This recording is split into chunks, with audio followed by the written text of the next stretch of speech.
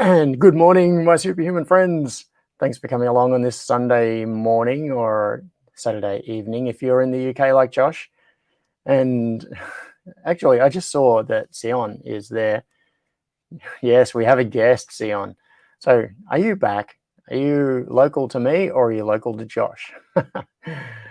Okay, so a little while ago, I received, in fact, months and months ago, I received a big package from Josh at Dennistries, and it's got a whole bunch of interesting things in it. I've been wanting to unbox it, but I've had it sitting here because I haven't wanted to do this without his involvement and get to talk about some of the projects he's worked on. So we are about to be joined. Okay, Sion's back, they're still jet lagged. Okay, so we are about to be joined by Josh, who you may know on Discord as JC Dennis, and sells various products under the Dennistries name. So welcome, Josh. Hello, everyone. John, hello again, John. Yes, so I'm in Melbourne, Josh is in the UK. We're on opposite sides of the planet, and Sion has been running backwards and forwards between the two locations, but has just got back. Jet-lagged Sion, yes. I've known you through Discord and YouTube chats and things like that, but we've never actually really spoken. So could you tell a little bit about yourself? Like, so you have been studying. Are you still studying at the moment, or have you finished that up?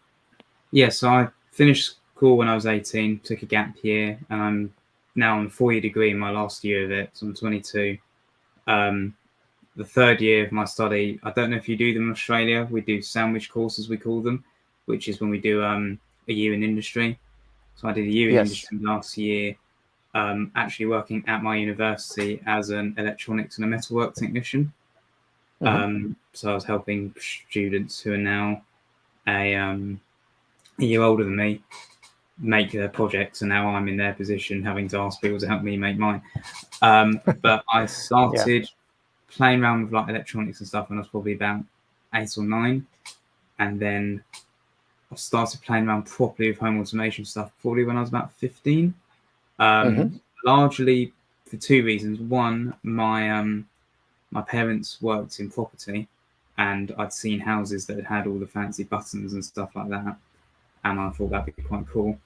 And you were inspired. Also, I was inspired, and also, really random one, in our house we have the in-ceiling spotlights, and I thought it'd be really cool to be able to turn individual ones off, and I thought that's good enough reason for me to try and make it. And then when I was about 18, from watching I started getting into Eagle then, but I wasn't very good at it. I watched a few videos on YouTube, including your those old digging through my Eagle circuits live streams. Yes. And that's when I realized what a schematic actually was. And then from then on, I started producing circuits from about December 2018.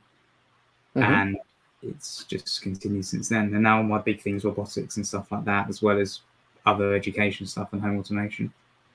Yeah. So when you really started getting into this at the age of 15, how did your parents feel about that? With you, did you do modifications to your house? What sort of projects did you do?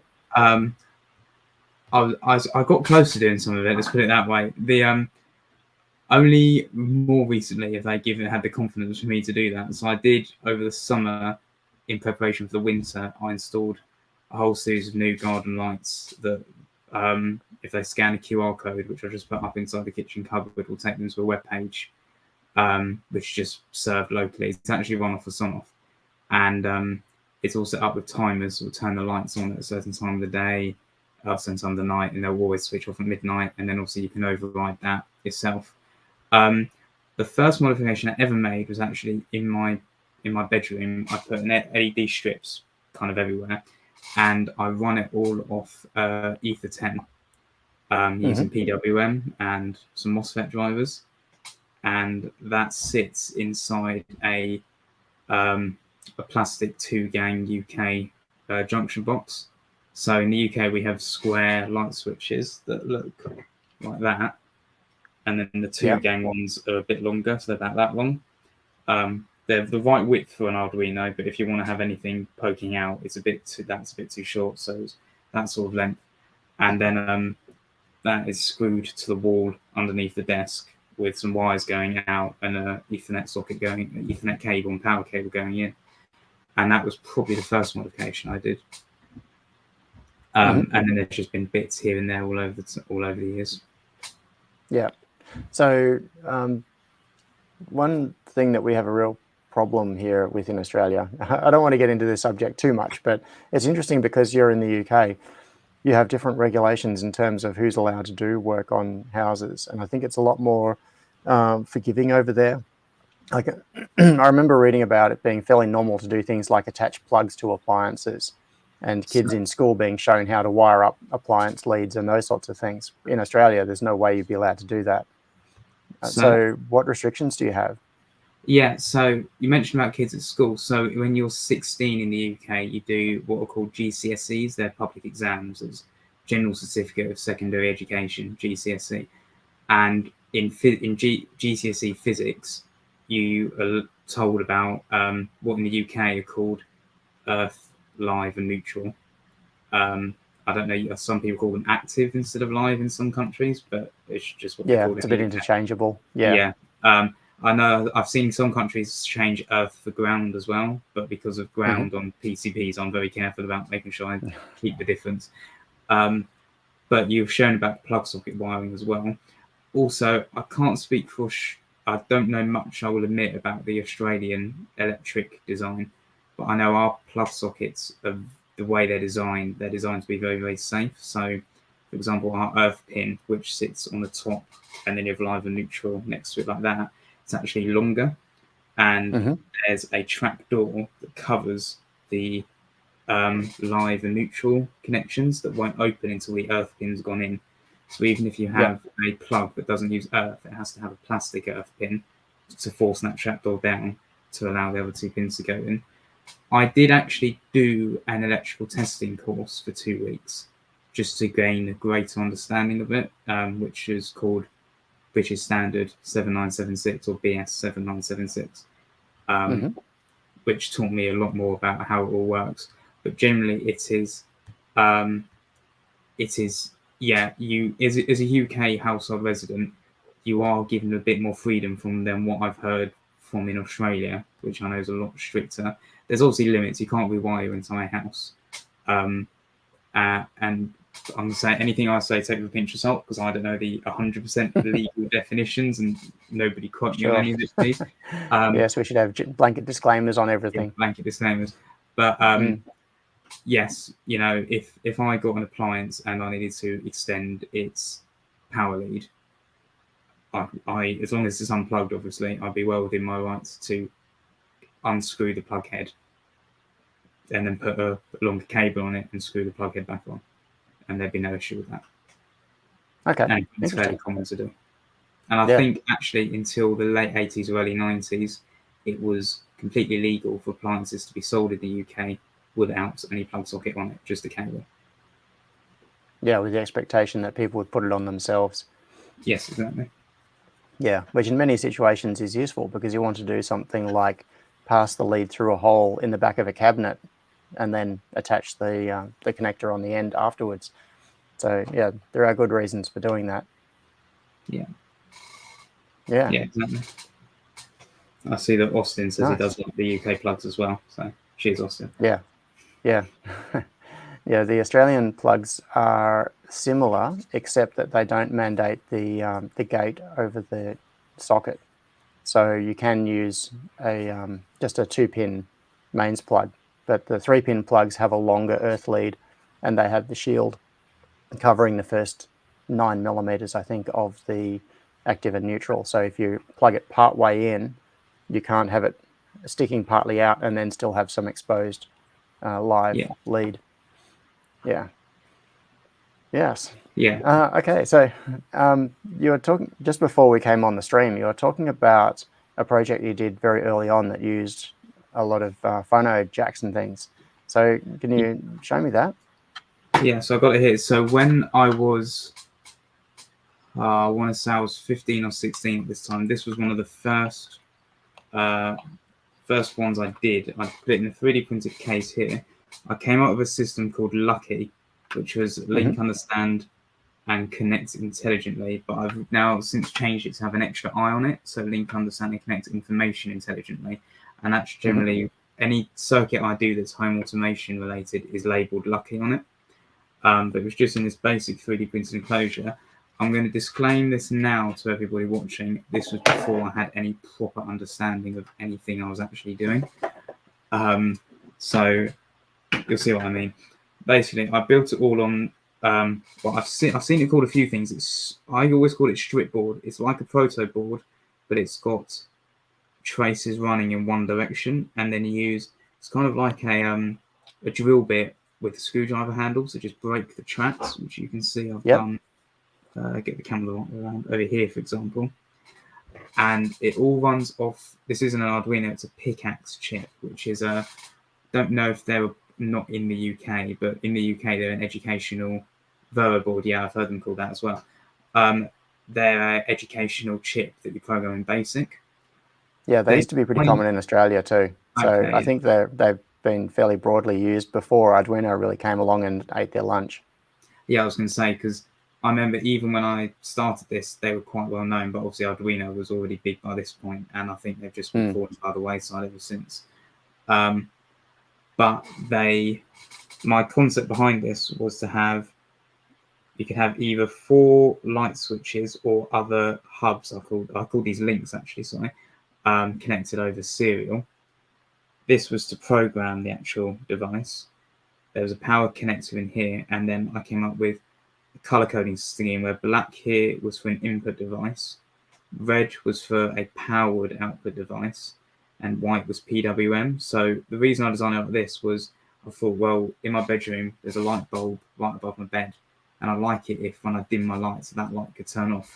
So I'd have that on a separate lighting circuit to the rest of the lights, for example.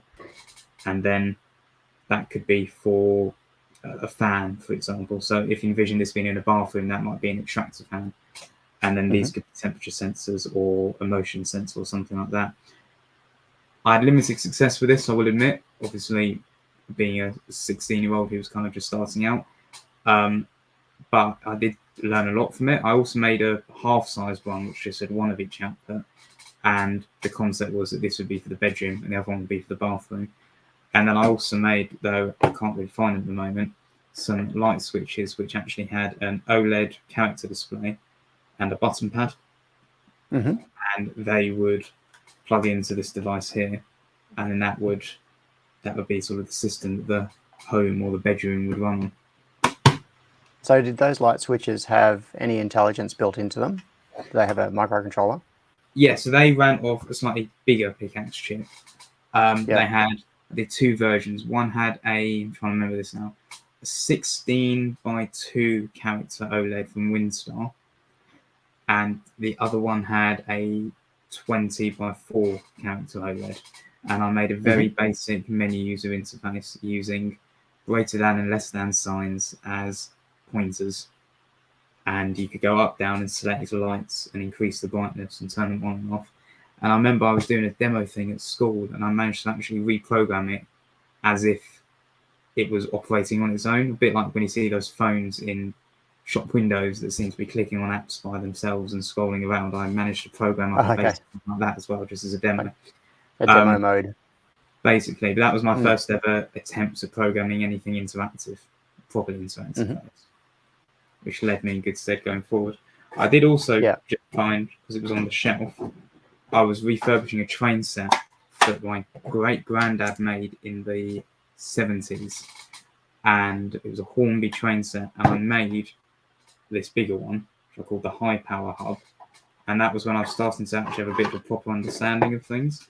And that had a series of relays on it that were wired in pairs. I was basically making my own H bridges.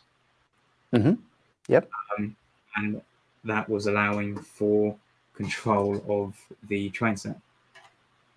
So I could change and control all of the train tracks in different directions. In reality, now I do that using an MCP 23017 over I2C with an Arduino, and that would work. Yeah. But in fact, I have done that since. Without realizing it, I redesigned an old design and then realized afterwards that I'd done that before.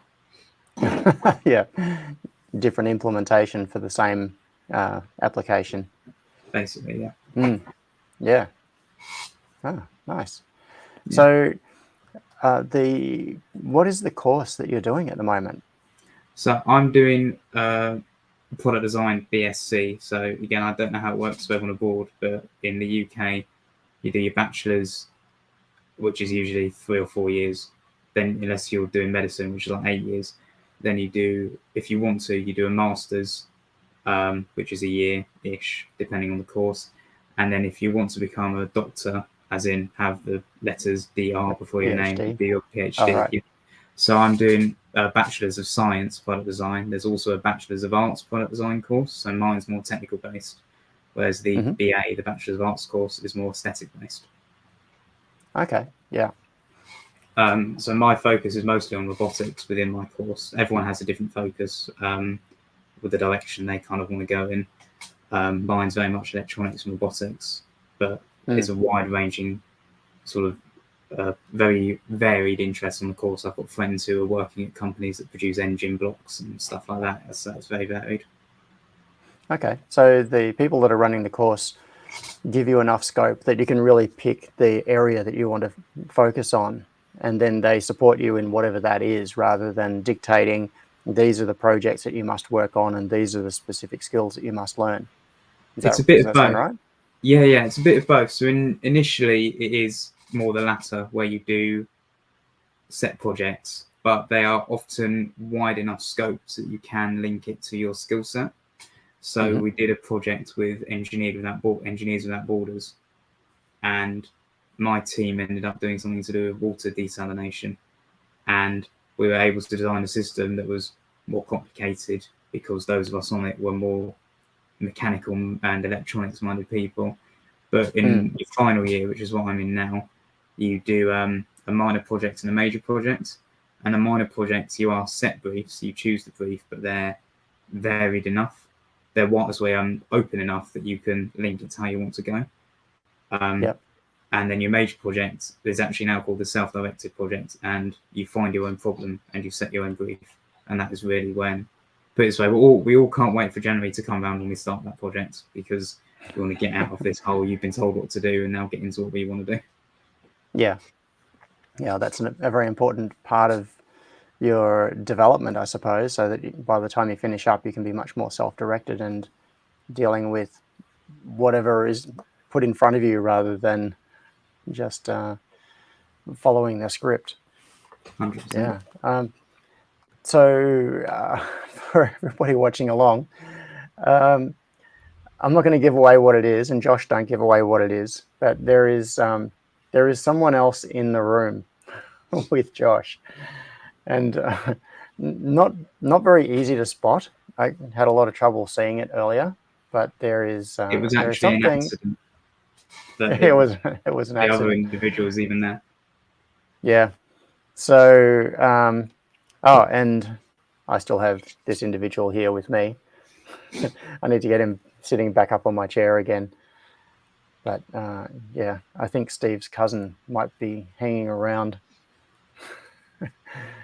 Yeah. Yes. So the right, I will get to this box in just a moment, but what I would really like to talk about as well is is what led to all the things in the box. So we've talked about your early experiments with home automation with the pickaxe and the course, and you've now set up a website under the name Dennistries. And so there's obviously been a journey that you've gone through with learning about the skills required to do things like design circuit boards and then fabricate them. And you're now selling those, is that right? Yeah. So let's say in 2018, I started designing circuits in Eagle and having them fabricated. The first one I ever did was a Arduino shield with 10 buttons on it. And my initial thought was, I can whack that on an Ethernet controller Arduino, put it in the wall, and there's a light switch. Obviously, that didn't happen, but that was the concept. And they got more and more complicated as the years go by, and now I'm working in 4 and 6 layer PCBs for robotics projects that need to control stepper motors and have loads of sensor inputs and only have to be that big. And then I bought myself, I got a reflow oven in, I think it was about January or February 2019. And for safety purposes, I went for the same reflow oven that you reviewed on a video, because I thought, well, I've seen how it works. That would be a safe enough option. It was way oversized for what I was doing at the time. Yes. But I thought, well, I'm ready for expansion. And then I literally went through a trial and error process of, so some of the light switch circuits that I've sent you, I think some of them are like version 1.4, perhaps even 5. And that was, that's not including the times that my computer's crashed and I've lost files and stuff like that. So there's been a very long process that I've gone through. The big difference between a few things I've done compared to what I've seen, for example, you and other people do, is I've not adhered to probably as many conventions as I perhaps should have. So the light switches I've included, for example, I have 6 data lines rather than 4, because I didn't adhere to the PoE power line convention effectively. And I kind of designed what I wanted and hoped that other people would, and some people did want them and some people didn't want them. I also had a big interest in education. I worked in my gap year for a bit teaching Arduino to kids aged 8 to 11, which every time I then taught a uni student Arduino last year and they were worried they wouldn't be able to catch it, I said, I promise you, I taught it to kids who are 9 years old. You'll be able to do it, don't I? You can do it. Yeah, exactly. Yeah. So I've included in the kit in the package an educational kit I've done. Oh, cool. Which I call Denscript, because why not? And I won't spoil it until we get into the package, people see. But that was another big driver for me. And it was always just a big thing I've always liked doing, is seeing what other people have done and just getting an image of it online, whether it's from a YouTube video or whatever, and going, right, I'm not going to look at their code, I'm not going to look at their CAD, but based off that image, can I do the same thing? And one of the circuits I sent you, which is an RGB light switch, I designed fully based on an image I saw online without downloading a single Eagle file off GitHub. And it came out just about right. So there's a lot of guesswork in it. But yeah, so that's there's a bit of a challenge. I think it's a very good learning experience as well. Obviously, as long as you credit the people you got the idea from. That's very interesting. I don't think I've ever really thought about it that way. Often, a lot of the way that I've learned is by looking at how other people have implemented things. It's been through seeing projects that have been shared, downloading the files, and figuring out, oh, okay, so this is how they're doing their USB interface, or that sort of thing from a schematic point of view. Even if I implement it very differently in an electrical, like in a physical or layout point of view. So what you're doing is more like black box reverse engineering, or re-implementing from the external or the usability point of view, but doing it in a different way internally. Sometimes I will do exactly what you just said you do, because if I know I'm never going to make it, but I'm curious, or I get completely stuck. But I do like doing that at the end when I've done this, it'll be something that someone's teased, but they haven't gone to make yet or haven't published. So I've gone, right, I'm going to just see if I can do what they've done myself, and I'll do it. And then when they publish it, I'll look at it and go, wow, what they've done is so much simpler. I've massively over-engineered this thing. Mine's this big and theirs is that big. And what was I thinking? Yeah. But I think it's a bit. I mean, and a good analogy is a friend of mine's doing mechanical engineering, and they were given a box basically with 4 inlets and 4 outlets, and they were told the tubes. You want to make tubes between the inlets and the outlets, but each tube has to be the same length. And you could spend 3-4 days working on it, and then they show you the solution, which is so simple you didn't even realise. That's just kind of a challenge I like. Yeah. Okay. Yeah, so it's like you're given the exam, you'll work through the questions, and then at the end you get the teacher's edition and see how you did. Yeah, basically. Yeah. Cool. Okay. Yeah, I didn't know that you'd included the that educational pack inside the box as well. So, hey, while we're still early on and we got plenty of time, if anybody has any questions for Josh, chuck them in the chat as well. So, oh, hang on, I just realized because I'm in StreamYard, it has a feature where I can add chat to the stream. I've never done this before. Let's just try this. Hey. Yeah. It was hidden in plain sight. Yeah. Well, wait, I'll reveal it later on. We'll see if anyone else can find it. Yeah, it's not quite in view right now. Yeah. If I, yeah, now it is. Yeah. All right, what I'm going to do is swap these two and go to an overhead view. No, actually what I'll do is I'll stick to the front for now because I'm not going to get this whole box in. This box is huge. This is what Josh has sent me. And the reason it's big, one of the reasons it's big, is that it's got an entire rack mount controller in here. That is... so this is using, looks like the same plastic enclosure as I used on the light switch controller that I showed. Oh, yes, you've got one there as well. Yeah, and yes, it is the same one. Yeah. I found them very easily from electronics companies in the UK, so it seems to be internationally quite a common enclosure. Yeah, I think it's like the generic plastic case that they all buy from the same factory in China, probably. Yeah, so up there we've got an Arduino at the end. There's a display on it. Oops, because it's black, it's a little bit hard to see on camera. So there's a display. Buttons on here, so menu buttons. This part of it looks very similar to the early, like to the rack controller stuff that I was working on a while ago. So and then of course we've got a whole lot of, yeah. Yeah, I was just saying, just before about a year before I saw you post that video, I was designing one based on one of those old OLEDs I mentioned earlier, but I wasn't that great at I2C at the time, so I was actually going to have the whole thing with an Arduino Uno on an Appmaker chip on the back of it and have it all run over serial. Then I found these I2C OLEDs and there was no going back, basically. Yeah, yeah, they make it so much easier. Yeah. Yeah, these little OLEDs are very, very handy. I stick them in all sorts of places.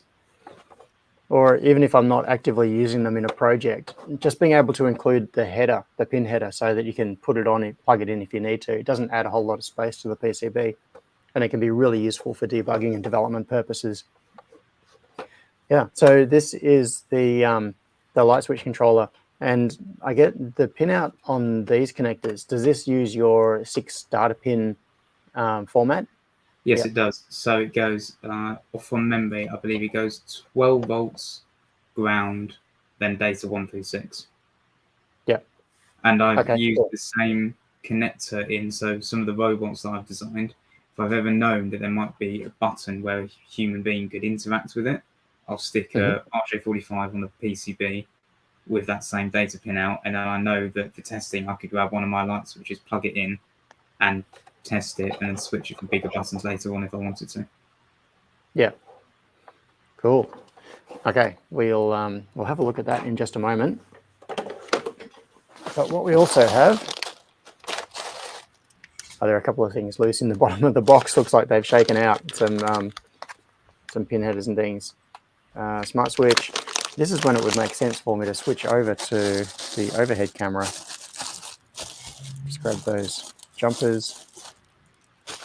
Make sure there's nothing else left in the box there. Okay, so what do we have here? Denscript Uno.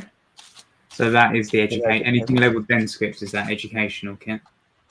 Okay, so the Denscript Uno and the Denscript kit cables.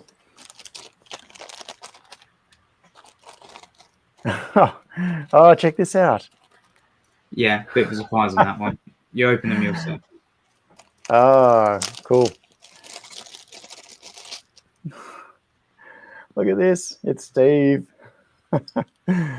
Oh, nice. Did you, now how did you do the artwork on that? Was that from, I'm not going to get distracted. Oh, look, a squirrel, it says on the back. Yeah. So that was off, I remember seeing you included it on a PCB somewhere. And so I downloaded that one off GitHub. And then I think I had to do a screenshot, save it as a bitmap, and then import it enlarged to get it on. And then I did that in the same style as years ago. I remember you did those business cards. So I just covered the front and back in copper and then did it in blue. Yeah. That's really cool. Hey, thanks for sending those through. I'm going to stick those on. I'm going to stick that on my keyring. Nice. All right, so we've got a few things here. There's more than can fit under the camera, I think. I ran out of small bags. Mini. Yeah. ESP32 programmer. Oh, that's interesting. We'll get to that. And Denscript kit modules and Lucky Pixel Box. All right, let's have a quick look at the Denscript items first. Sure. I think I want to see these. Logically, that will make more sense later on as well. Yeah. So, backstory why you're opening it. Years ago, I don't know everyone on the stream if you've heard of a mechanical toy kit called Meccano, which is, if you look it up, it's these metal strips with loads of holes in. You can build. James May, if you've heard of him, a TV presenter, British TV presenter, he built a bridge out of it he walked across, and a motorcycle he did in a 32-mile motorcycle race or something like that. But I wanted to make my own plastic version, and I came up with this concept of a unit, if you like, being 12mm square with a 4mm hole in the middle. And whenever I make any project now, I will, if there's space to, I'll whack that pattern anywhere, because I know that if I want to add to it, I've got that standardized pattern. So that is 16mm squared, so it's 5x5 units, with the holes in the corners are 6mm from each side, so they're in the 12mm centers. Got it. And all of the Denscript stuff is built around that size. Yeah, okay. So, right. And that becomes even more obvious when I open this. So Denscript Uno kit modules. Yeah, these modules are that same sort of grid. Yeah, exactly. And so from an educational standpoint, that's very good for, designing your projects that you want to get stuff in. And then, as a teacher, that you're going to take those electronics back out to be used for the next year's students. So having that design site is also quite rugged. I also made it on these that there was no auto change for the power supply. There's actually a physical header on the Uno to switch between USB or the bus connector, the DC connector, sorry. And part of that as well was so that you could say as a teacher, I don't want the kids to try and draw too much current via the USB connector. I'm gonna make it that they can only power it by the voltage regulator, but they can also program it over the USB. And then you could say, I'm going to set that for all of my projects if I want to. So Meccano's been around for, I think, well over a century now. So it's a very well-established brand. Yeah, it is. Yeah, I still have some Meccano at home. That was passed down through several generations. It was very old when I got it. So and then that I also standardized with this, not just the style of the size of it, the physical products, but also the color coding. So all the digital pins are the same color is like your standard servo cables, so black, red, white. Analog, I set that green. I just chose the color. For pixels, so near pixels, addressable LEDs, whatever you want to call them, they've got a different pattern. So they go ground, data, power, and that's because that is the same as what you get on most standard addressable LED strips. So it's different to the other digital connectors, but you could plug that straight into an addressable LED strip without ever worrying. And then I see. There's also, you'll just see on the Uno, on the other side to that pixel connector, it goes ground, negative, digital, digital, just below your index finger, and that is an I2C connector. Oh, just down there, you mean? Just there, yeah. Yeah. Next to the unpopulated ISP connector. Yeah. Yeah. Okay. Cool. So I think that one is a version 4. So I've been through a few different revisions of them. And then I've also done a DIY one, which uses an FTDI connector and is all through hole. So you could buy it as kit parts and then put it together.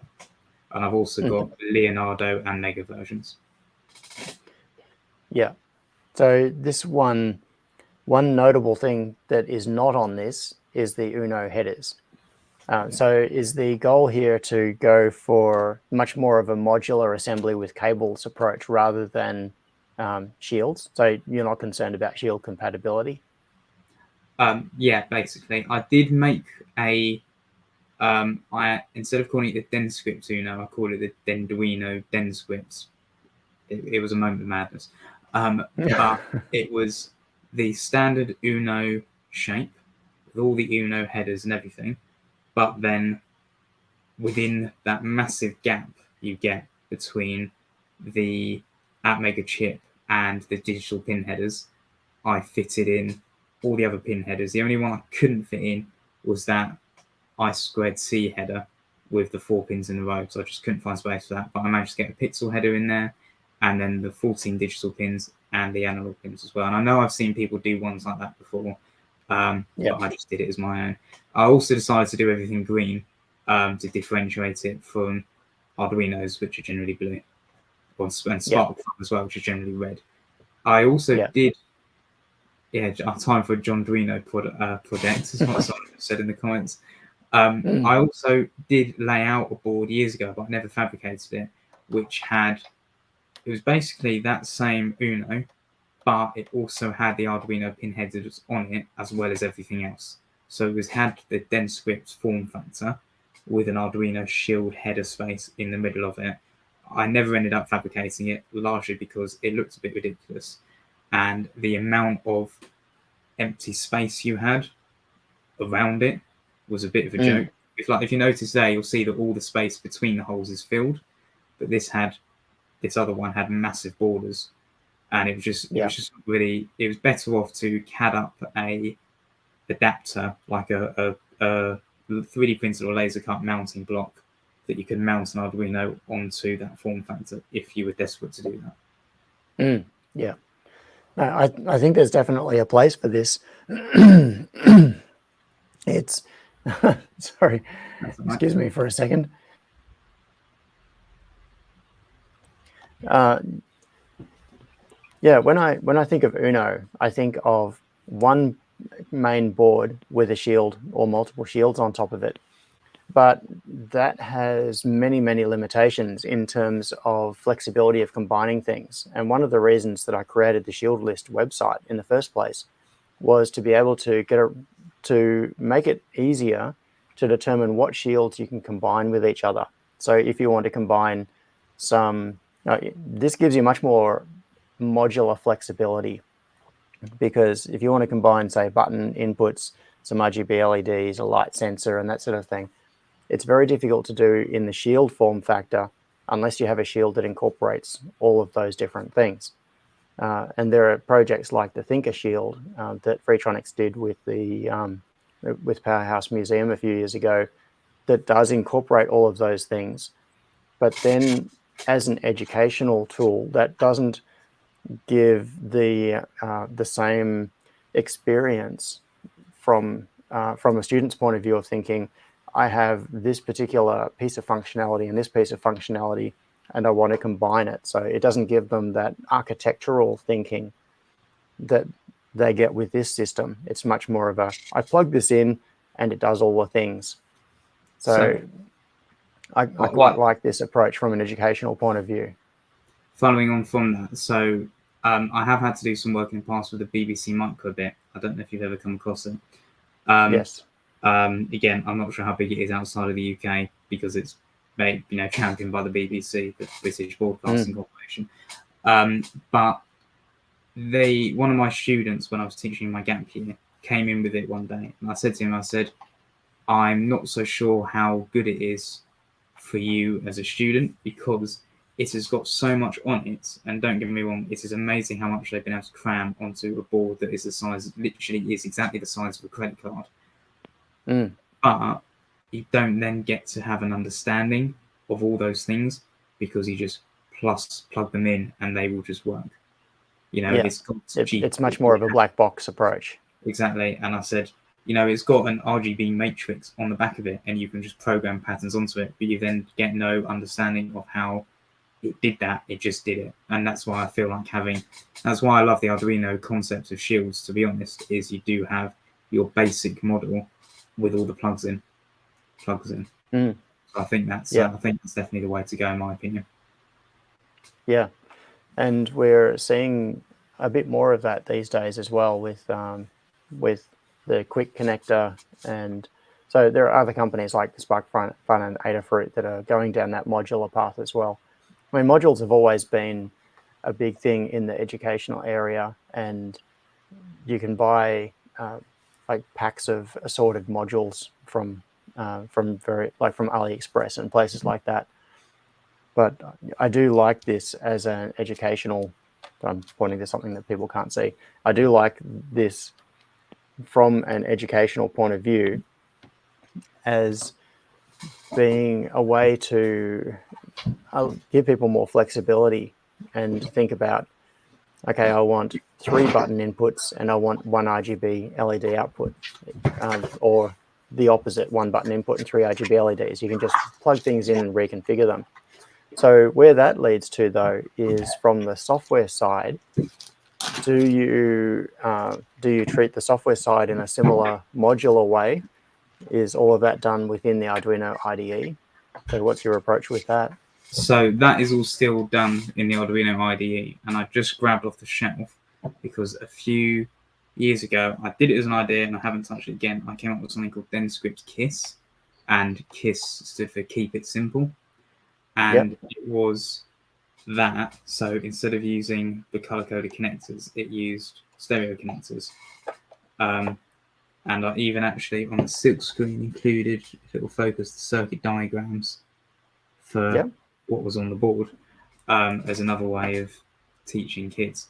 And this one actually as well, you'll notice the Uno didn't have a DC jack. It all ran straight off the USB connector. And also had some built-in button inputs straight onto the board. But I still stuck with the Arduino IDE, and as Austin has just said there, one of the other reasons why I originally developed the Dennistries system was for me to be sitting here and not worrying about a breadboard losing a resistor underneath the table and everything else.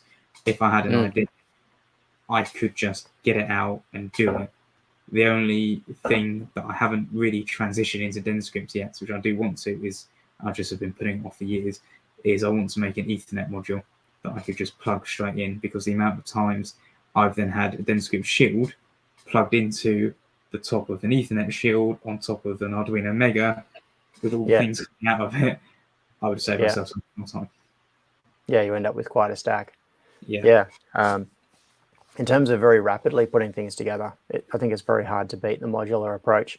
I've got an example of that. It's actually kind of home automation related. Maybe 2 months ago, when it was still quite cold here in Melbourne, the thermostat in our heating system died, so we couldn't turn on the heating anymore. And that made everybody very, very unhappy. And the way the gas heating works, it's very simple to trigger. Basically, it's got a 24-volt connection coming out, and then there's dry contact inputs to activate the heating, and the thermostat simply shorts the dry contacts. The heater fires up and it blows the air around. And so I needed to very quickly put together some kind of a system that would control it. And I ended up grabbing a couple of Wemos D1 minis and some modules. I got a relay, like a little relay shield that went onto it. And I needed a temperature sensor, so I found a temperature sensor module and plugged that in. And in a very short time, basically just by taking a few modules, connecting them together, I had a device that could read the room temperature and run a very, very simple thermostat. And when my normal approach to solving that sort of thing would be to design a circuit, send the board off for fabrication, and then put all the parts on it. And then maybe a week or two later, I would have something working. But when your heating isn't working and it's freezing cold, you don't have a couple of weeks to solve that problem. You just need to be able to plug things together and make something work in an hour or two.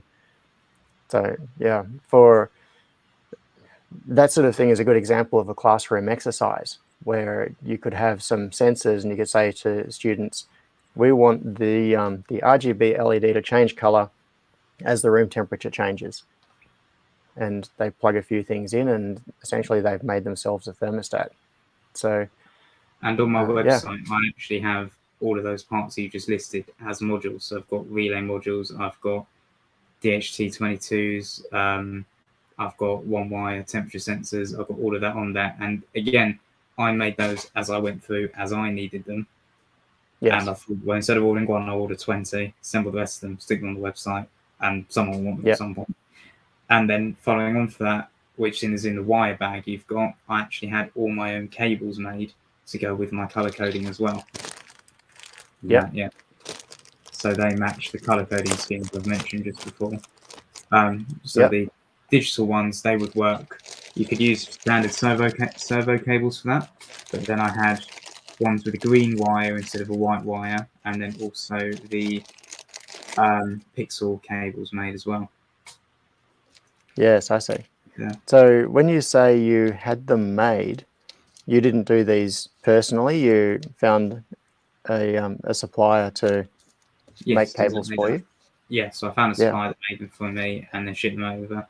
And the other one that isn't in that group, but there is actually two inside of the light switch controller that I sent you, which I'm sure we'll go into in a minute. That has got the black, red, white, so a 4-pin one, which is the R2C cable, or could be a digital connector as well. Yes, so I see. Those made as well. Okay. Cables are one thing that are always a pain. Sitting there and making cables like this is one of my least favorite things ever.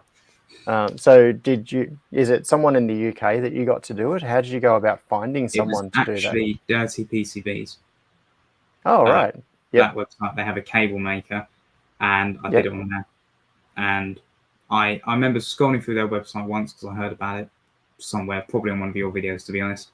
And I had a look through, and I was like, cable maker, all right, well, which one could let's send the Pixel one off first, because I don't know how reliable this will be.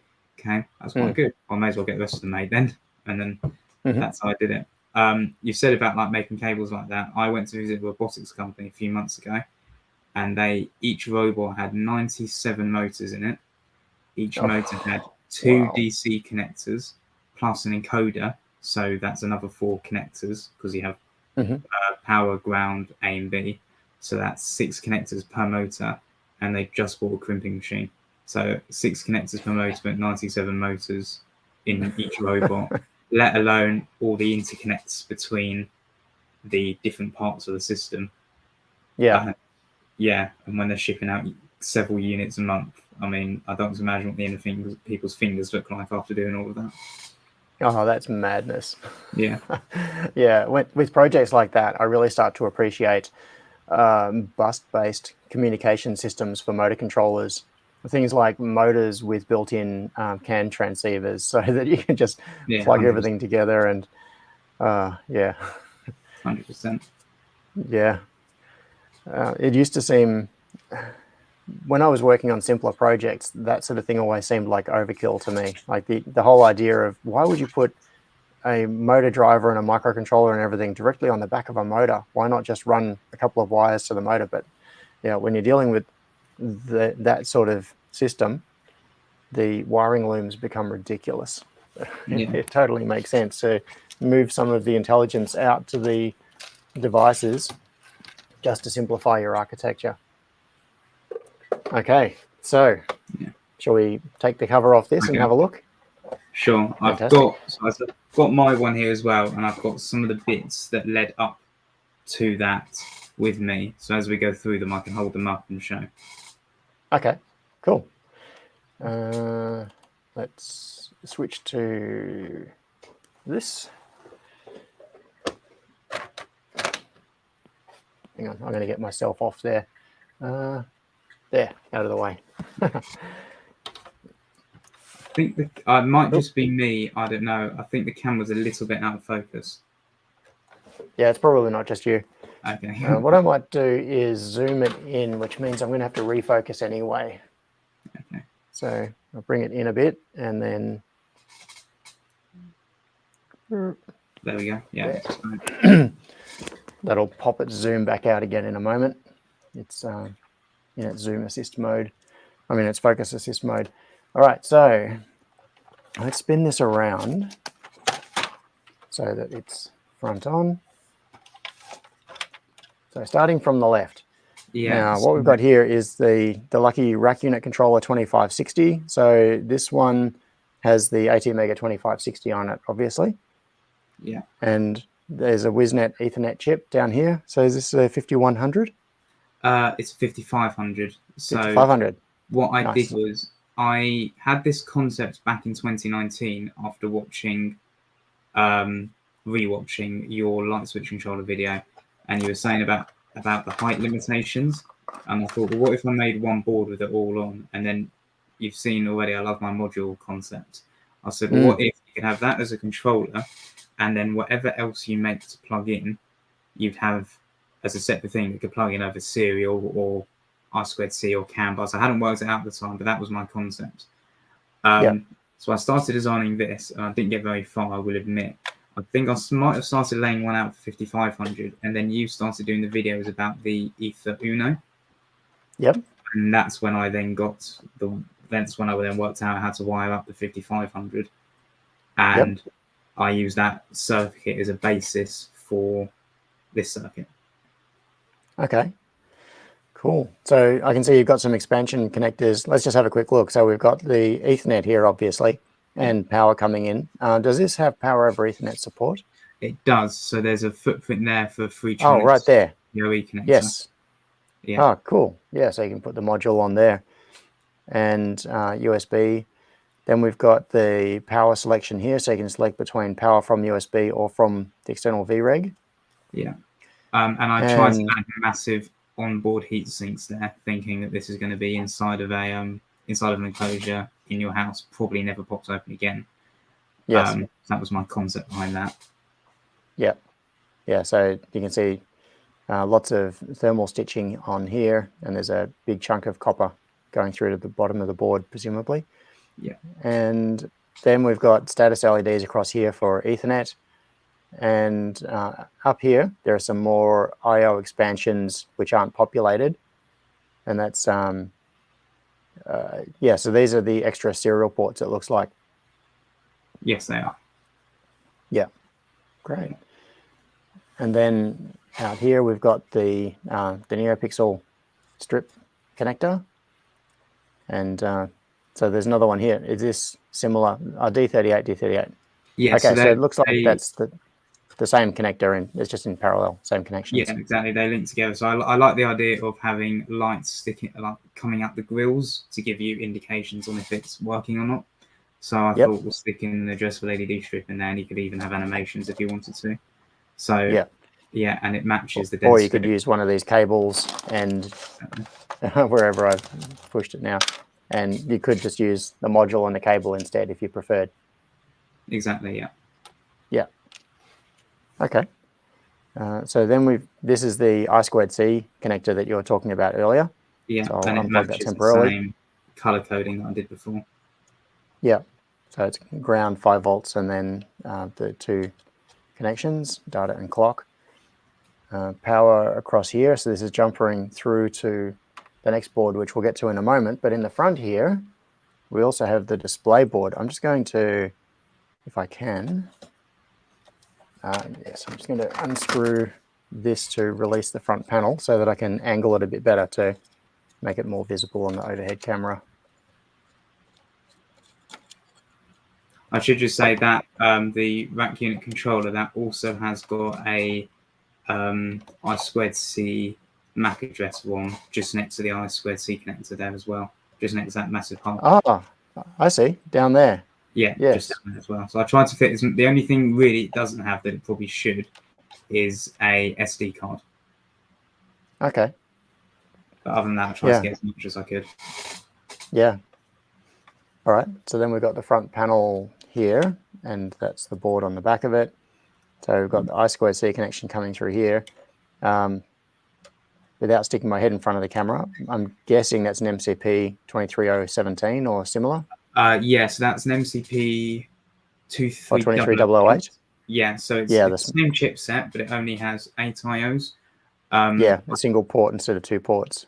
Yeah, the only downside to that chip, in my opinion, is because it's got the same chipset, it has the same addresses. So address 0 for that is the same as address 0 for an in parallel MCP 23017. So yes, that's just something which you'll see in a minute, became a bit of a headache when I went on to designing the next board, which we'll see in a bit. Okay. Yep. Yeah, because only being able to address 8 different chips can be a big limitation. Yes. So then you've got the OLED in there. It's a standard board, yeah. So OLED, there's a jumper for selecting if you want the on-board pull-up resistors, or if you can use external ones. There's ones on the rack unit controller, so that jumper's left unpopulated, and it's got a reset button. Okay, so the reset button is for the 23017. Yeah. Oh, 23008 rather. Yes, but reset is not passed through on this connector, so no, that will only reset the display board. And that is something that I think, should I do another revision, will probably be, I'll just extend that connector by 1 and have a reset socket on that to then be passed through as well. Because looking back on it, that's probably a bit of a bad design to have done that. Because should something go on the screen, you can't reset it. Yeah, I see. Yeah, one thing I found when I was doing my I2C header with the IDC connectors on it was that I wanted both reset and also I wanted 2 power lines because I wanted the voltage, the logic voltage, and also the raw voltage in case I wanted to pass 24 volts through. So with this one here, you've got the I2C connection coming through, but then the main 12 volts that comes through, or the VN, is passed through separately. It doesn't go through that same connector. Yeah. And I ended up essentially merging these 2 together with reset. Yeah. Okay, nice. And this board was a headache for months. Yeah. Yeah. So this is my version of the 24-port light switch connector. This here, which I'm holding up here, this was my 12-port version, which is what I did first. Yep, hang on. I'm just going to... oops. There you go. Make that larger. So I like the other board, which John has, is exactly the same footprint as this. It's obviously, as you can see, much more densely populated because it's got double the amount on it, really. Thank you very much. Outside the box. Sorry, I don't know your name, but thank you very much. The only thing I didn't do on this, which I wish I had done, is I only put the one I2C connector, whereas the one John has, which I designed after this, I put 2 because I realised I couldn't do any further I2C pass-through from this. Crispy, and thank you. Yeah. But on my next revisions of this board, I did that. I also, using this kind of format, I also did, this is a PoE injector module. It's just probably one of the heaviest with I've ever done. relays. So I guess you've got power control on it. Yeah, so this is just your standard pass-through, all of them set to the same voltage of 12 volts. And all the designs as well have got an unpopulated DC connector on it. So if you wanted to have the voltage of this difference to the V in voltage on the vacuum unit controller, you could have another DC connector on the front that you could plug into there. Yeah. Okay. Yeah. Cool. I designed a few other modules like that. This one here's got 16 amp relays and was designed to be a PDU. And it would go on the back with this on the front, which is a series of switches that's all over I2C again. That would mount on the front, and this would mount in the back. And then you'd have effectively a power distribution unit you could control the outputs on. Okay. So is that so that PDU, would that be going inside a rack, or what's the application for it? So the concept behind that was to have a load of, I've seen them called a lot of different things. Kettle plugs, I've heard a lot of people call them. You know, the 3-pin plug you get on every plug pack transformer. A series of those on the back. So this unit could do 6 of them, so have 6 of them on the back. And then this version of the buttons has just the one color buttons. I did design one that have RGB buttons, and my idea was to have a power monitoring version. And so if it was drawing too much current, you know, the light switch might start glowing red as opposed to just being blue, for example. Yeah. Our Chip just asked, Josh, for context, how else are you known here? I'm having trouble relating. So, yes, Josh is known on Discord as, I think, JC Dennis 2000. Is that correct? Yeah, that's my Discord handle. And then on YouTube, I'm just Dennistries. But don't look at any of the videos. They're all really old and a bit embarrassing. Everyone thinks their own videos are embarrassing. So, yeah. Yeah, okay, cool. I'm going to switch back to here. Yeah, and what I was saying before about my address issue, you'll notice that there is a surface mount chip there. That is down here? Yeah, that is an I2C multiplexer. Ah, okay. So you've had to resort to that to get around the limitation of the number of addresses. Yes. So what I did was, just to save myself any severe headaches, was you'll notice the first chip after the addresser starts at address 1, not address 0, so that the button pad would be the only thing on address 0, the actual interface on the rack unit. But then you'd go from the light switches again, so that at least if there was a glitch or something, you could still have on-unit control of the rack. You might only be limited to using 8 switches, not 16 switches, not 24, but at least you'd still have that user interface control. So that was my thinking behind that. Okay. That's an interesting solution. It caused the programming to be a bit messier than I would have liked, but it worked. Yeah. Yeah, so from the left, I can see here the first one is also address 1. So I guess that's A0, 1, 2. So that's address 1, 2, 3, 4, 5, 6. Yes, and then rather than just going to 7 to complete the set, I just said, right, we'll just have the last 3 on the second channel of the I2C multiplexer. Yeah, so starting on address 1, 2, 3 again. Yeah. Okay. Yeah, that's an interesting way to get such a large number of I/O expanders onto one board. Yeah, as I say, it makes programming a bit messier, but it does solve the problem. Yeah, because it's messier because you have to address the multiplexer first to select which bank you want to talk to. Yeah. Is that the issue?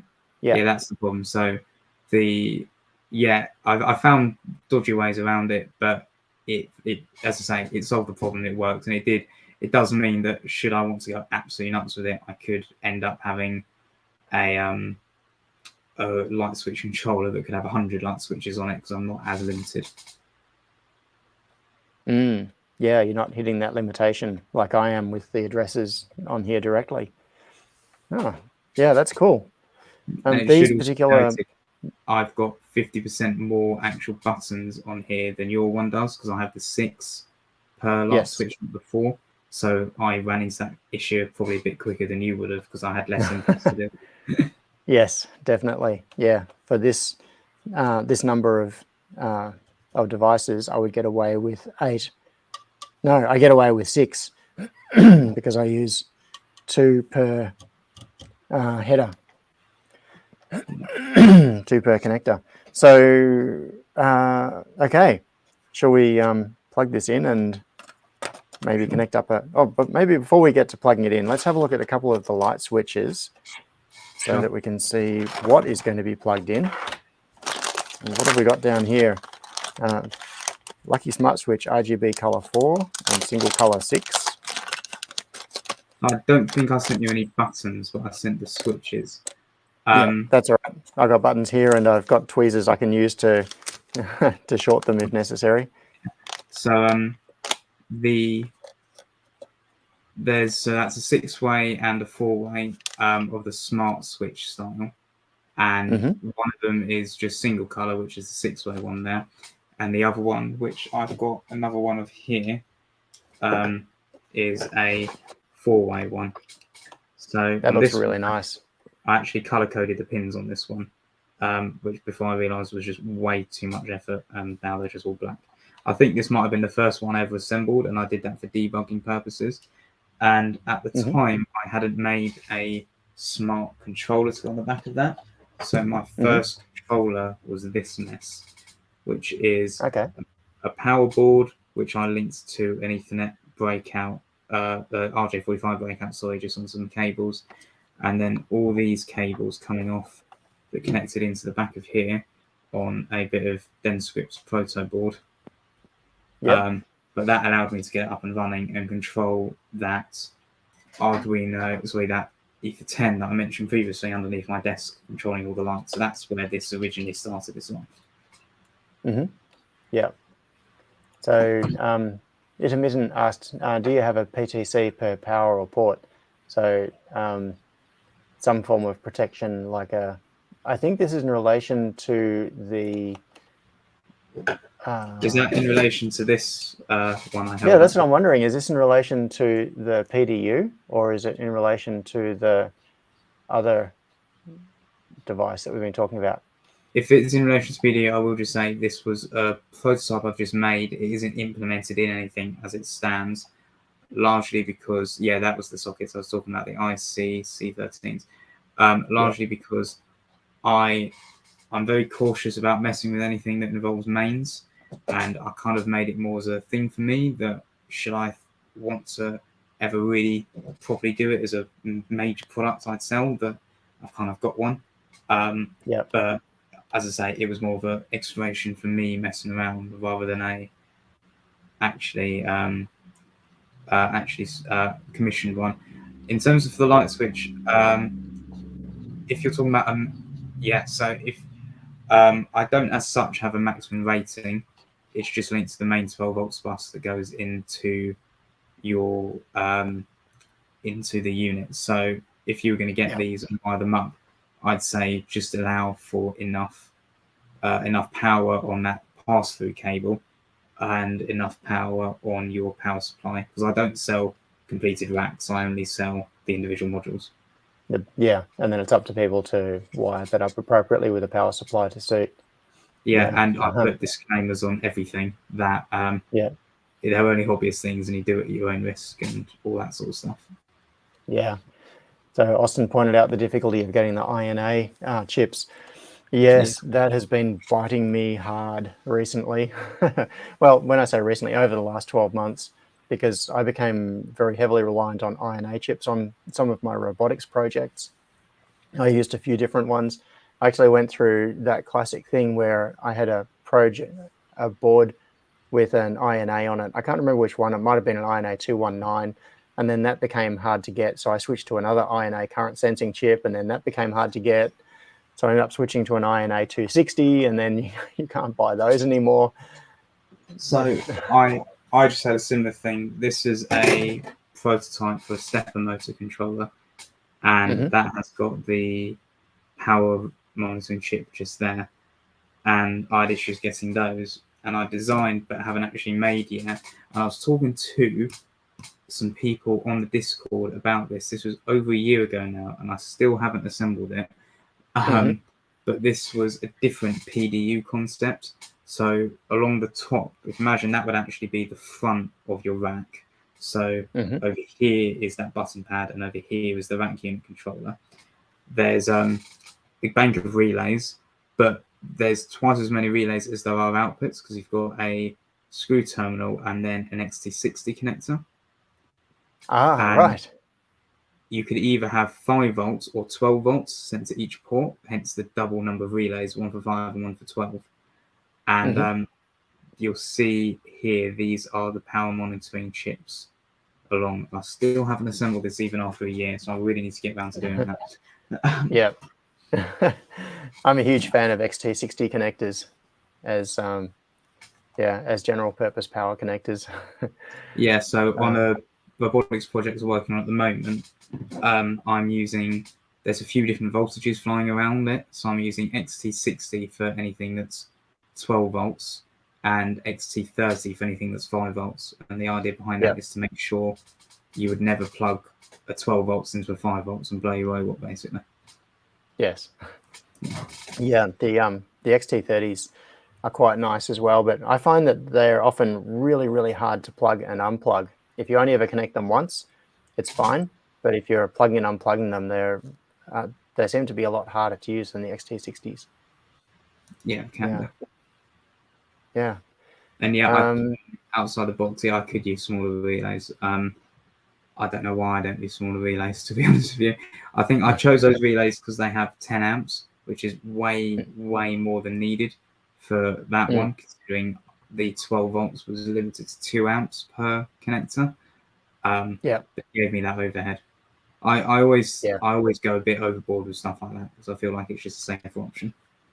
Yeah, I've seen too many situations where people will spec a relay that's exactly on the limit. Like they want to be running 10 amps through it, and it's a 10 amp rated relay.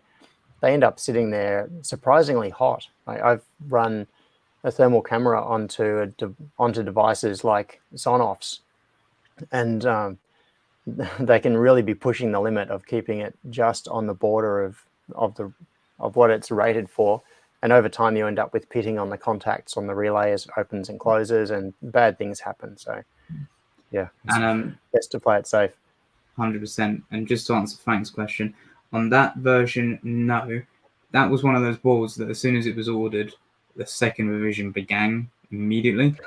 And the second version has got, I haven't even assembled the first version, but there's already a second version, has got protection on the power ports to make sure there isn't reverse voltage, you're plugging in the wrong way around and stuff like that. And I'm trying to look at implementing that on future versions of the rack unit controller as well. So in the pipeline for the rack unit controller, there's the one you just saw, which is the 2560. There's also the rack unit controller Leo.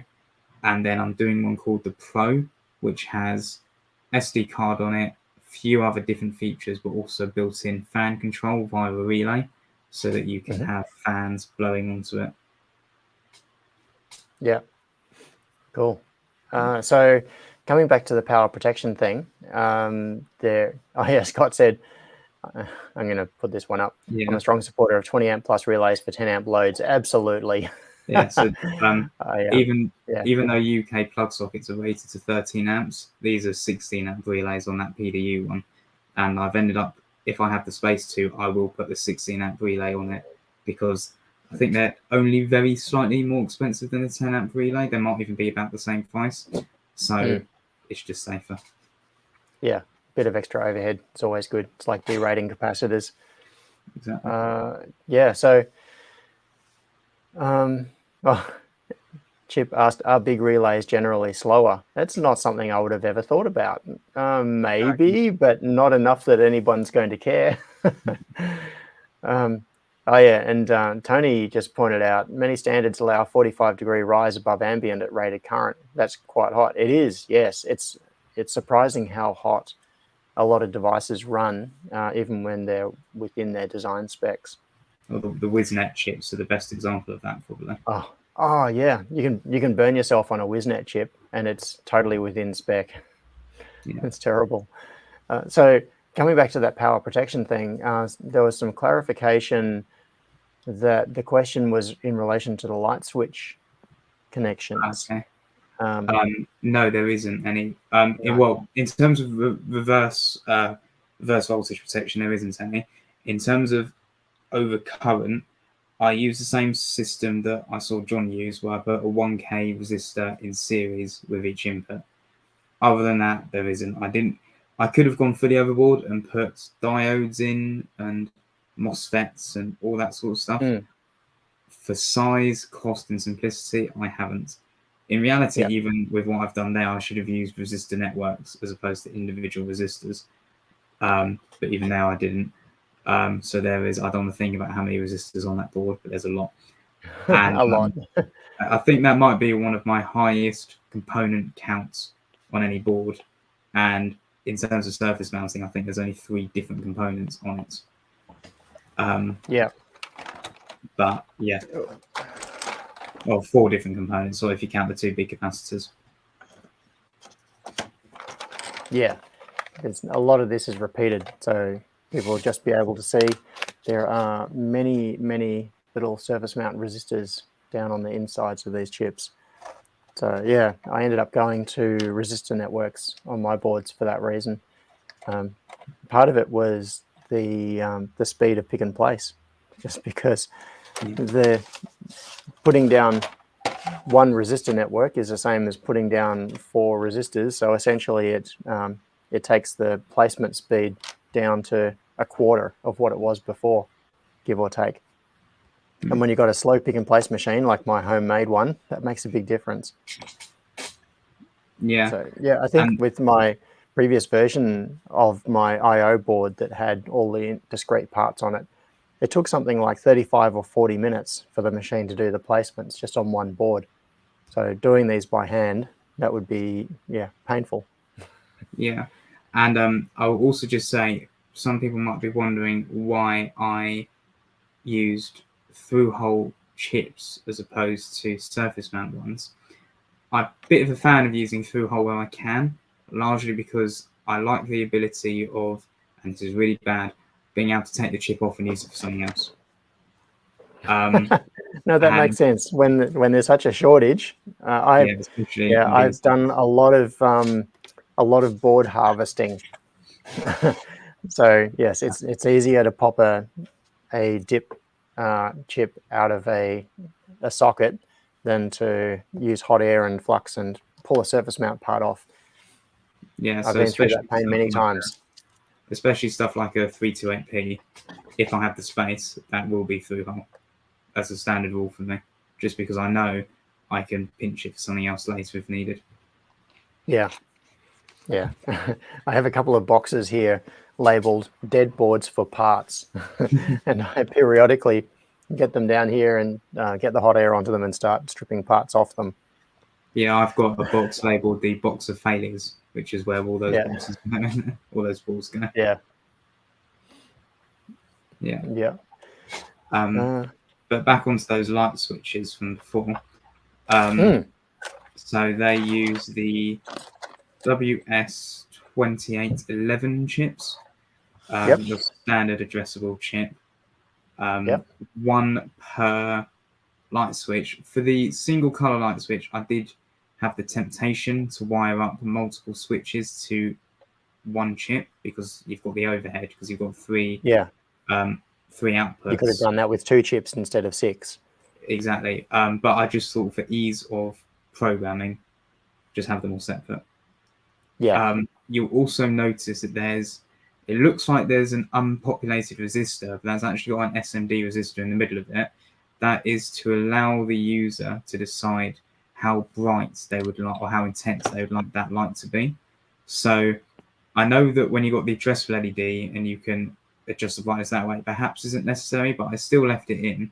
So it's pre-installed with a 300 ohm resistor, but you could break that off with your soldering iron and put in its place a through-hole resistor of any value. Okay, that's cool. I'm just in the process of trying to get my microscope up because I didn't have it turned on before. There we go. I think we'll be able to switch to that view now. So you can see there the surface mount part in the middle of the through-hole part.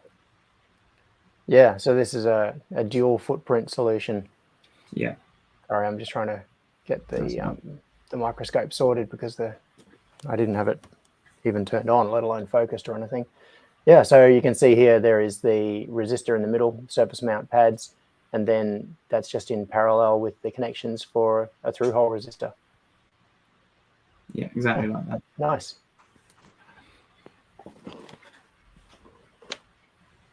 All right. So I should have also sent you, I really hope I did, what I call the simple switch, which is one that goes straight to an RJ45 connector. Oh, that one. Yep. So I've got the corresponding one of those here. It's actually got the same footprint, even though that one I just wired straight up with a through-hole resistor. I think these are 330 ohm resistors. The camera isn't focusing properly, but you can see there. Now, I know it's different for different countries around the world, but in the UK, we run all of our cables through the ceiling and then drop them down the wall, which is why I've got the RJ45 connector pointing up to receive the cable coming down. I know in some countries they have it the other way around, but I guess in that regard, you just switch the light switch upside down and you're all right. Yeah.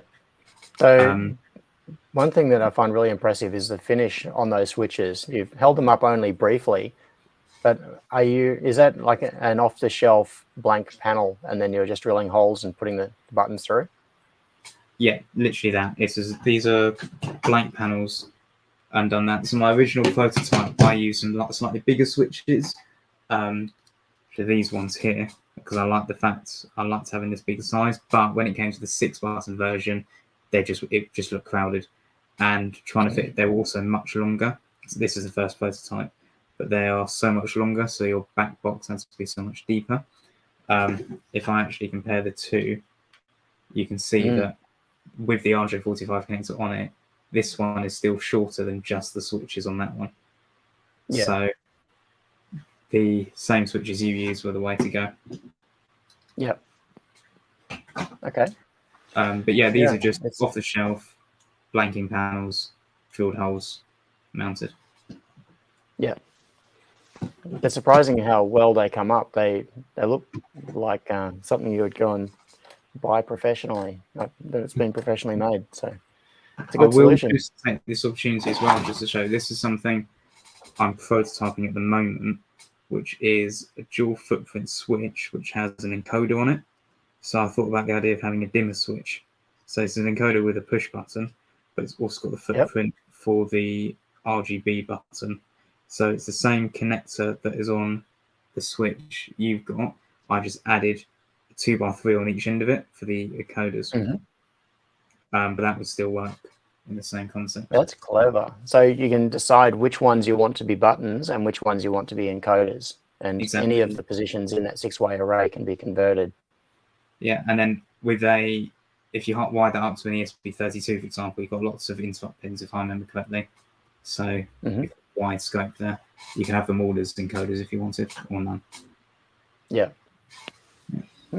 Yeah, the challenge with that sort of thing is trying to make the footprints fit. So was that difficult, trying to get them to overlay on top of each other? Yeah, if you might be able to just see there, the encoder is at a 45-degree angle, and you just see there, it just fits. It squeaks in. Yeah, a little bit close for comfort, but it just gets in. Yeah. So yeah. See on Dead Boards for Bites. Yeah. Yes. Oh, Henrik said in Estonia, it's how it looks nice and how you can run depending on the location of the fuse board. And here we use wires in the wall, an old house remodeling actually just on top of the wall. Yeah, in Australia, I don't think there is a regulation about whether cabling comes down from above or up from below, but just for practical reasons, because typical mains wiring is switching the active or the live on the run that goes to the light switch. Typically it comes down the wall from the top and then back up again. Oh, fair enough. Yeah. It's just it just practically makes more sense to do it that way. So Yeah. I will also just show now, I can't remember if I sent you one, for my simple switch 2 and 3 button versions, I had issues fitting the RJ45 connector in. So I actually did that as a separate tiny little breakout, and you would assemble your light switch onto that and then fit it in, if I could do that like that, and then solder it into place separately. But you then wouldn't be able to unsolder the middle button. So it's a bit of a give and take on that regard. But it solved the problem of the footprint. Yeah. I don't know. I think the my approach with these has been once you've passed the buttons through the blanking panel and soldered the PCB on the back, you're never going to be taking it off again. Yeah. Because trying to remove that, particularly if you've got multiple buttons, is going to be really, really hard. So yeah, I think that's a perfectly acceptable solution. All right, cool. Thanks. Yeah. So let's have a quick look at these again. So this is the simple switch that Josh was just showing us. The 4-way simple switch. And I noticed you've got holes in the middle here as well. Is that as a drilling guide? Or yeah, I got that idea from you on that one. So that was that was a drilling guide. Yeah. Yeah. So yeah, I use it more as a marking guide than a drilling guide, to be honest. But spending ages with masking tape and trying to do it that way, it was so much quicker and easier. Yes. Yeah, I had that same that same painful experience. You can spend ages with a ruler and drawing lines, or you can have this as a template, put it down, mark it, and you're done. One other thing that's interesting to note is you might notice that in the X and Y axis, the light switches are not actually the same distance apart. They're actually a little bit closer together up and down than they are across. Yes. Visually, it looks very nice that way. I don't know why, but if I held it up to you now, it actually looks quite nice having those two buttons closer together that way than a bit further apart that way. For some reason, it just looks nice. I can't really get my finger on it. Oh, I totally agree. I think mine are asymmetrical for that same reason. There's just something strange about it. If you make a grid that is exactly the same horizontal and vertical, it looks strange. I don't know why, but aesthetically there is something just, it feels off. So yeah, and I think on that one that you just have in your hand is the distances on the reverse between the holes as well, so you can see that they're different. Yeah. So if I put those ones side by side, you can see the gap there is different, but the gap there is the same. It's actually it's a bit of an optical illusion, because if you just look at that, you would think it's a regular grid and that distance there is the same as that distance there, but it's not. You can see that distance there is the same. That distance there is different. The other way around. Significantly different too. Yeah, so yeah, you got it right. Yeah. Yeah, my bad. Yeah. Yeah. But it looks great when you can have it all mounted up. Yeah. So, I'm tempted to open this one next. Lucky Smart Switch ESP controller. So it's called ESP controller. So my first version, I actually had a D1 Mini mounted onto it. And then as my confidence in electronics design grew, I then thought, right, we can add the ESP straight onto the board. And there you go. You'll notice there were two sets of connectors on it. One across that matches the... Yeah, so you got that one and that one. Now, they're the same connector. The reason is having that across the horizontal one, which is the same as you've got on the 4 and the 6 button one, That then interfered with the second light switch connection on the 2-button version. So for the 1, 2, and 3 button version, they connect using the vertical connector as opposed to the horizontal connector. I see. Yep. It was just a bit of a just nasty because of the position here. Exactly, yeah. And then there's also a piezo buzzer on there. Yes. And then it uses the standardized ESP programmer connector with the snoots and the boots switches. Yes. Yep. So there we've got reset and snoot. So you can boot the snoot. Yeah. Yep. So that's got the header, and we'll get to that programmer in just a second. Yeah. Because there is also one of those here. Yeah. Okay. So the idea with this is that you can provide power to it if you wanted to. So if I had this all populated, there were buttons in here, and this was plugged in the back, and you provide power to this, this could essentially be a standalone light switch that doesn't need any other connection back to a controller, because you could do all the communications over Wi-Fi if you wanted to, or you can use the switch connection outputs on here. Is that correct? Yeah, so I mentioned earlier on in the stream that I've got, I installed the garden lights. We don't have any light switches set up to control that because it runs all off a son-off in a waterproof enclosure and everything. So on the desktop, we have one of these running with a on-off light switch connected just to a plug pack plugged into a normal wall outlet, and over the Wi-Fi it can control the lights. So that's it working without using the RJ45 connector as a standalone device. Yeah. And then from the architectural point of view of your system, what do you communicate? What do you use as an intermediary? Do you use MQTT or anything else? How does this talk to the output devices like the Sonoff? To make my life a little bit more complicated for me, I wrote my own basic protocol. So instead of using MQTT, I just do it all over UDP. And it literally would send a pre-programmed command of switch 1 button 1. And then I had it all running off a Visual Basic.NET program I wrote that would receive those commands. It would then access a text document which had a series of commands, and it had to send to what IP addresses, and then it would read the IP, read the command, send those over. Okay.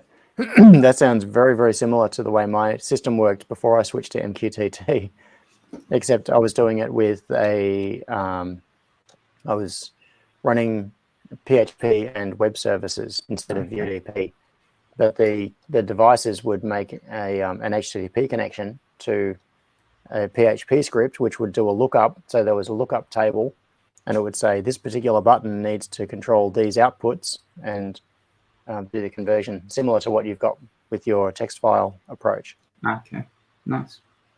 So yeah, then I ended up replacing that part of it with Node-RED so that I could use the visual wiring to just say, I've got this particular light switch, and when an event comes from here, I want that to be wired through to this output and control this thing. So the configuration is done visually in Node-RED now instead of editing the config file. But yeah, nice. Very similar approach. Yeah. Cool. Yeah, and I also put a buzzer in there so that I could, when it connects to Wi-Fi, it will just buzz so that I've got that indication, even though it's in a box and I can't see it, I know it's connected, and then that could be used as an input device or output device. Yeah, for status reports or something. Yeah. Yeah. Okay. So I noticed that this one, so the simple switch doesn't have the header to go onto a controller.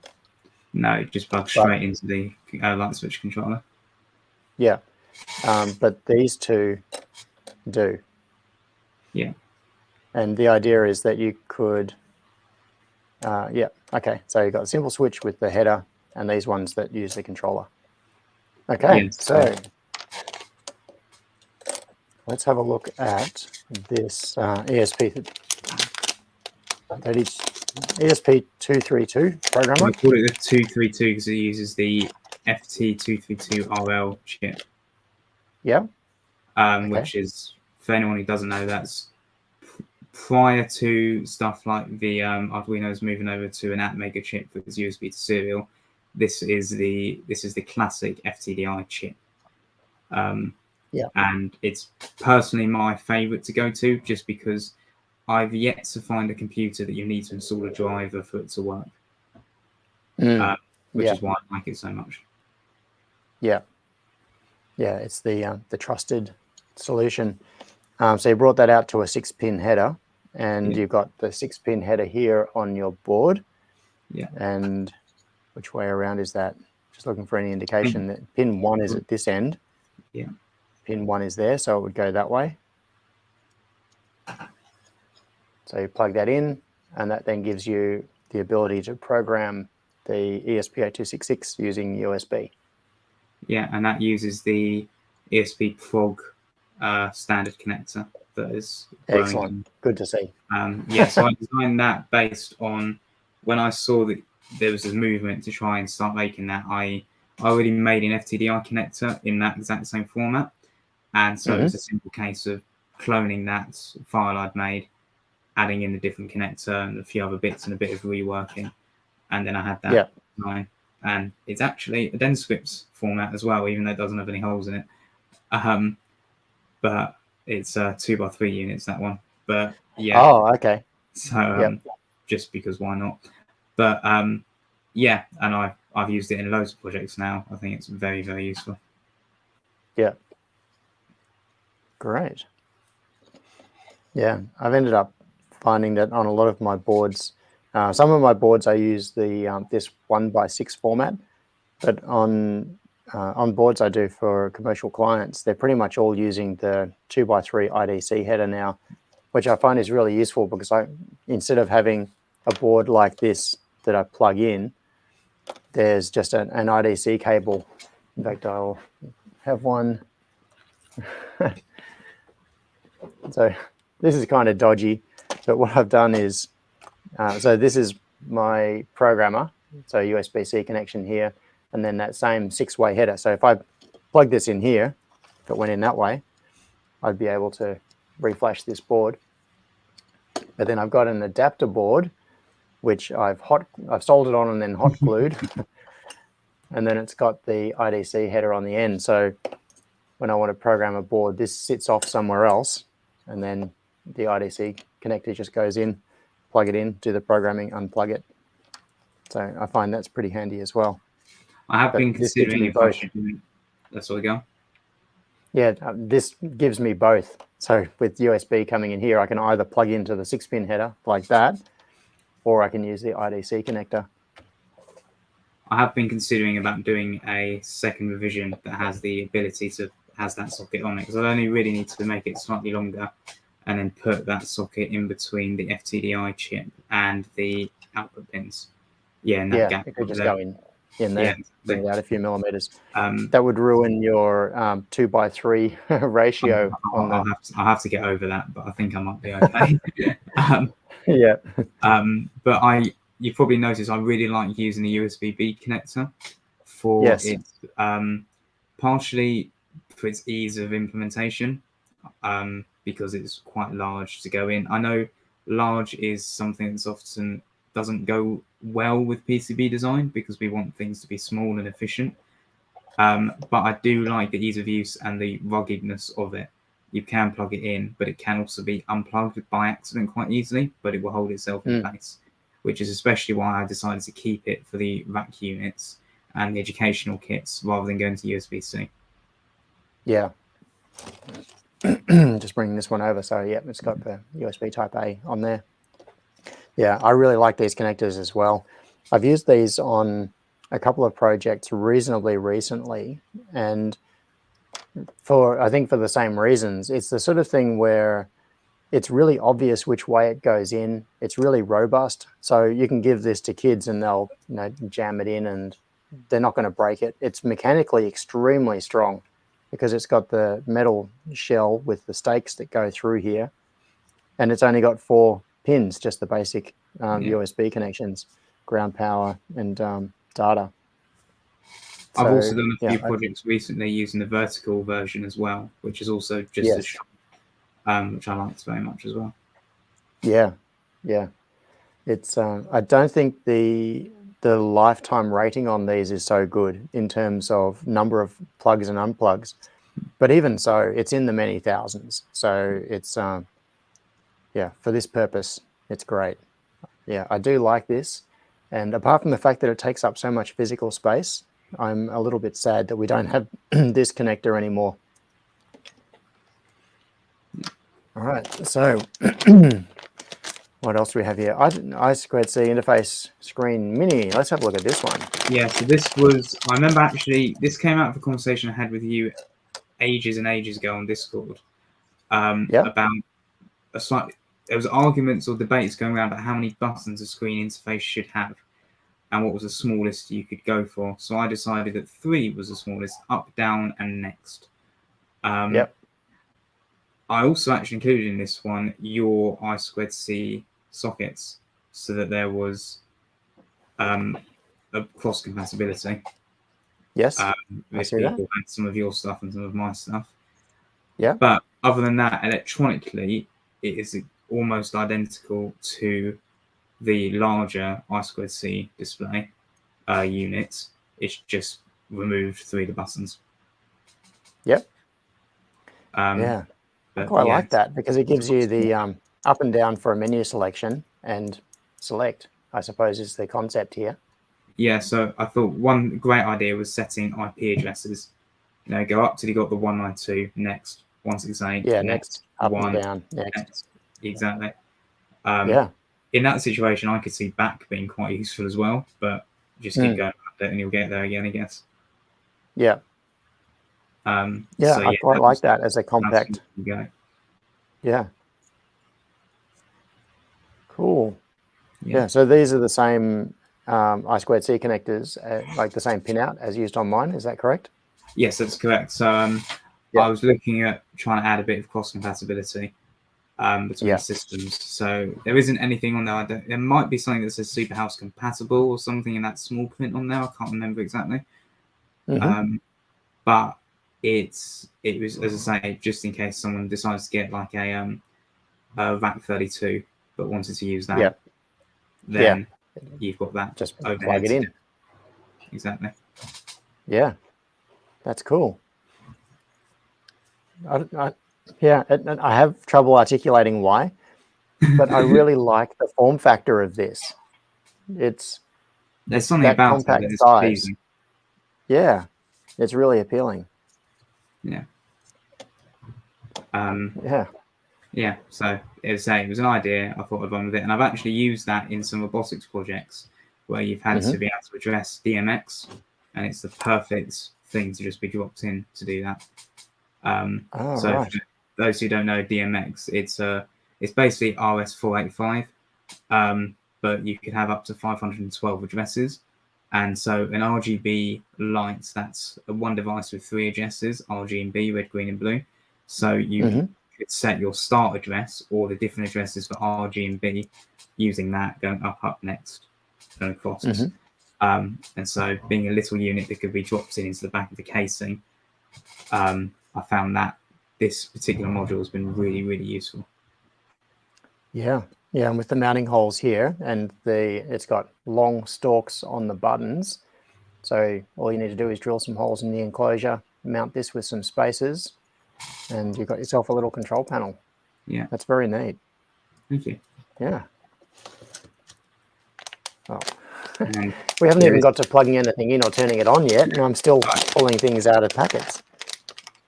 This one is, so I've actually got with me here the first version of that, which is the D1 Mini. And Hang then on, I'm just going to switch back to your view. There we go. So electronically, this is basically the same as the one John has, except it uses a D1 Mini that's just plugged in as opposed to having it all on the board. My idea behind this was you see a lot of people have it nowadays, the LED strips underneath countertops and all that sort of stuff. And I wanted to try and see if there was a way you could do quick implementation of that. So this is effectively, it's a ESP8266 address for the LED driver with a buzzer that could be put into a box. It was designed to go into a particular enclosure, and the reason it's got this massive screw terminal is because that can be unplugged. So that would fit in the enclosure, and then you could do all your programming on here, set up your lights with this connector attached to it, and then just plug in the box to your lights.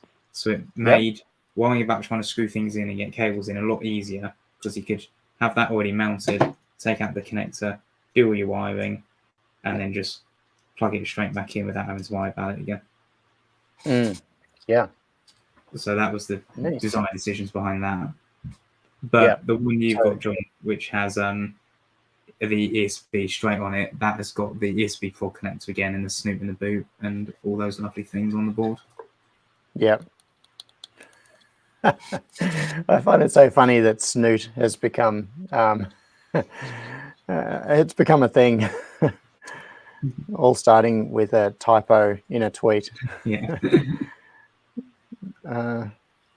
And another thing I've just got there, which I've done on the light switch control as well, is the pin out. So that you wouldn't ever need to look up a data sheet. You just pick it up and you can see on the board the pin out. Yeah. Yeah, that's good. Yeah, ground. Nice. So yeah.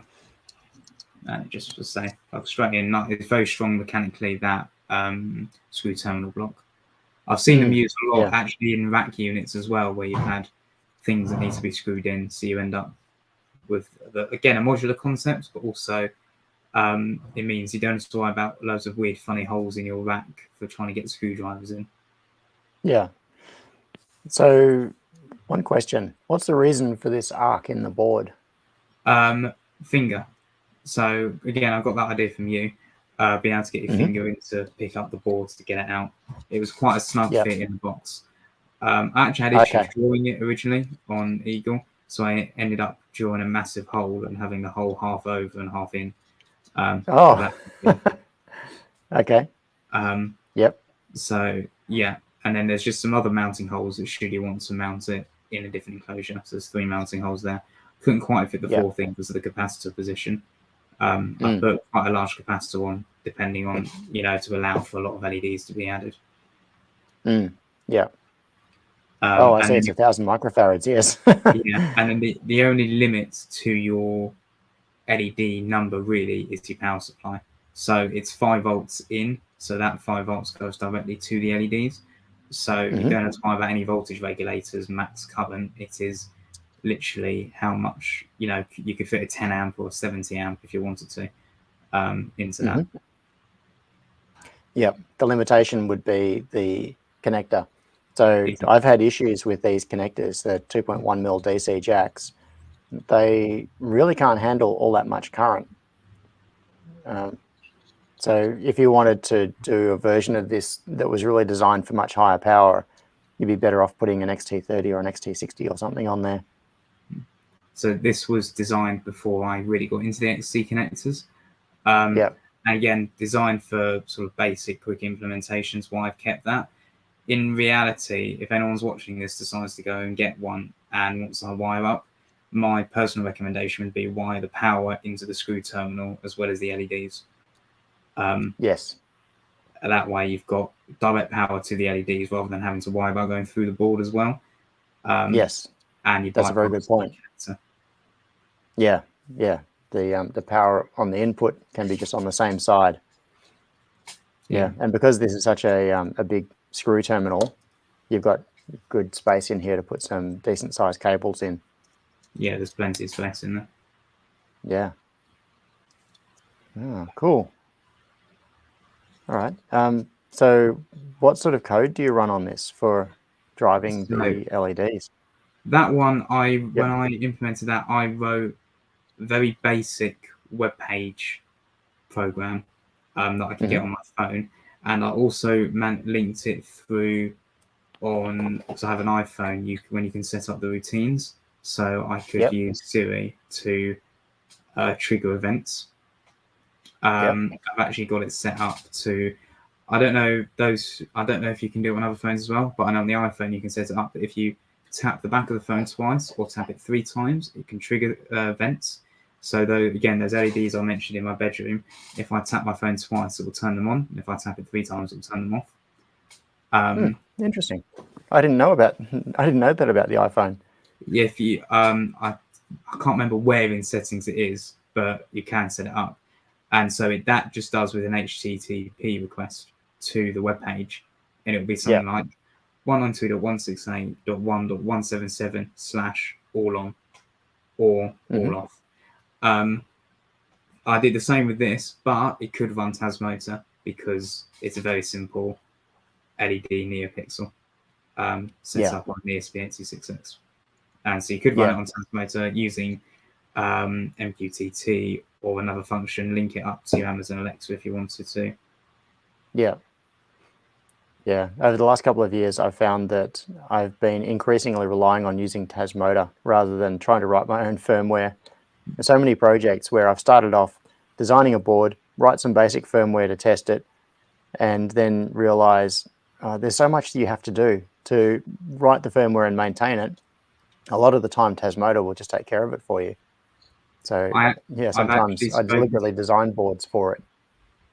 I've actually spoken to people in the professional installation industry who do, £300,000, that's British pounds, systems, and they are now using Sonos with Tasmotor when they need to do something quickly. Wow. Okay. So it's really gone mainstream. It really has now, yeah. Yeah. Cool. Well, what I would like to do, we actually have very little time left. We've been talking for nearly 2 hours. Did you realize that much time had gone past? No, not really, I have to say. Yeah, it's funny how that happens. So I have the board here, and I really don't want to end the live stream without plugging this in and seeing it do stuff. So what I will do is I'm going to leave, just so that this is visible on camera, I'm going to leave this loose so that I can rotate it, because we want to be able to see when buttons and things are pressed, and we'll get power coming into here. So let's clear a bit of space and get myself sorted. And I think what I'll do is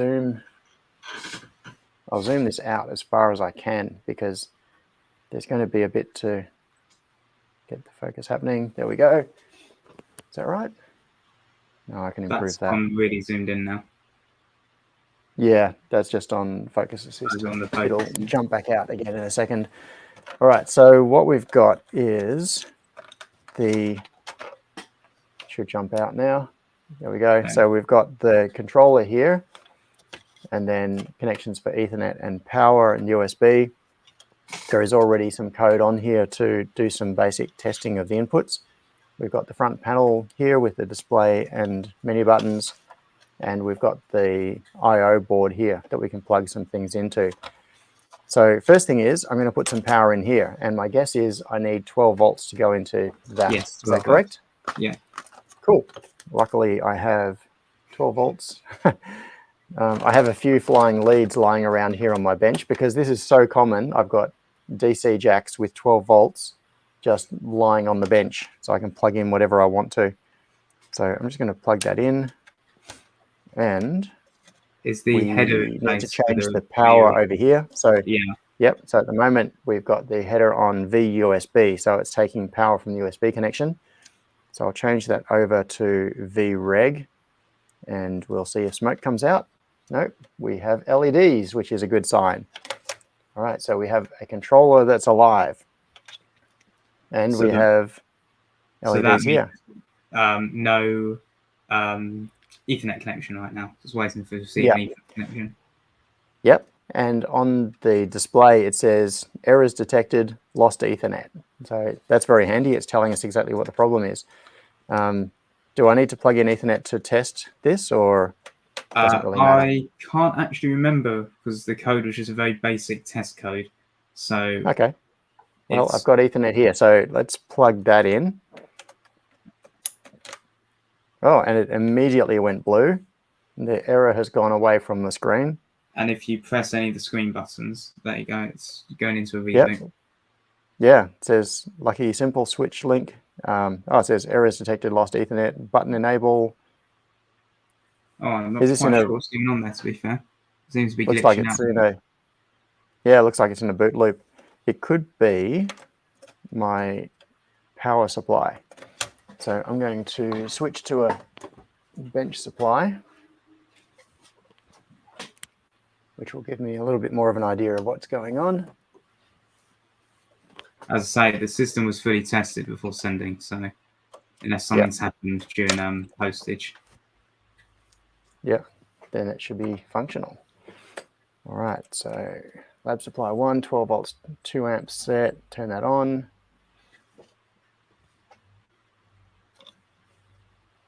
Okay. Oh, all good now. Button events. So Yeah, now it may have just buttons we press. been that, yeah, it may have just been that it needed to power cycle in order to initialize the WISNet chip or something silly like that. Okay, so now I've got a short patch lead here, and let's try with the simple switch. Oops, I think this is our best option. Yeah. So we can just plug this in here, and I'm going to plug this into one of the ports. I don't have any buttons plugged into this at the moment. I could go and grab one, which would allow us to see the LED coming on. Looks like it is in a loop of some kind. But what I'm going to do instead is just short the connections on the switch, and we'll see what happens. So the side connections will be for the LED. I don't want to short those. But if I short these ones, that should be the same as if I've pressed the switch. Button events. I don't know why it's in some. Oh, it did come up there for a second. Before I don't know what that weird bootload problem it's got running. I've just got the code open here, and I'm trying to look through it to see what actually could be causing that. Yeah, I've just tried unplugging Ethernet in case that is being a problem for it. Yeah, it's just saying lost Ethernet. Yeah, and then it's rebooting again. I'm very sorry. I'm not exactly sure what's going on with that. Yeah. It's not shorting on anything. So, well, because if it was shorting, it would just not work. Yeah, I don't think so. Yeah. So it's pulling about 250 milliamps at the moment. Like it's going between 200 and 250 milliamps at 12 volts, depending on the state of the LEDs, because they'll be taking a lot of the power. What I could try doing is plug in USB instead and power it off that instead of off the onboard regulator. And considering we're not using any LEDs on the buttons anyway, that would so that would be that 12 volts isn't really needed anyway. Yeah, but to do that, I need to find a USB cable. All right, I've got to take a bit of a poke around here. What am I looking for? USB. I've got USB cables out in the factory area. So I thought I would have had one here. Oh, hang on, I do. I do have that particular type of USB cable right here. It was just, as is typical, under a pile of stuff.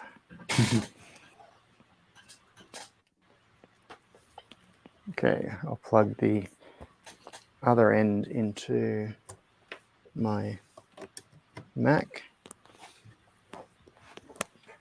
All right, so here we go. I'm going to unplug the lab supply. I'm actually wondering. I wonder if the error message might have been perhaps that the Ethernet address it was set as the demo is a pre-assigned Ethernet address on your network. Oh, okay. Yes, that could be an issue. Just a thought. Yeah. Yeah, so it's coming up with the same thing, saying lost Ethernet and possibly rebooting itself again in a moment.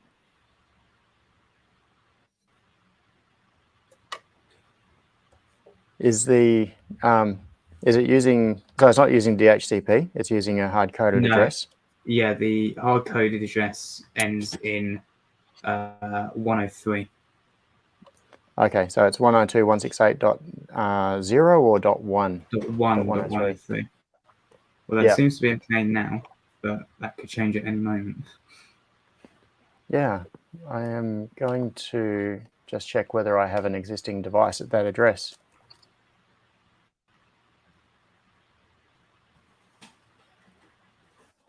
Scott, the reason it's got the It does seem hard-coded happier. address was because it was just for testing the button inputs, this program that was on. So I just set a pretty hard-coded address. It seems to be Well, working now, though, so at the moment, it seems happy. So I'm going to just plug this in.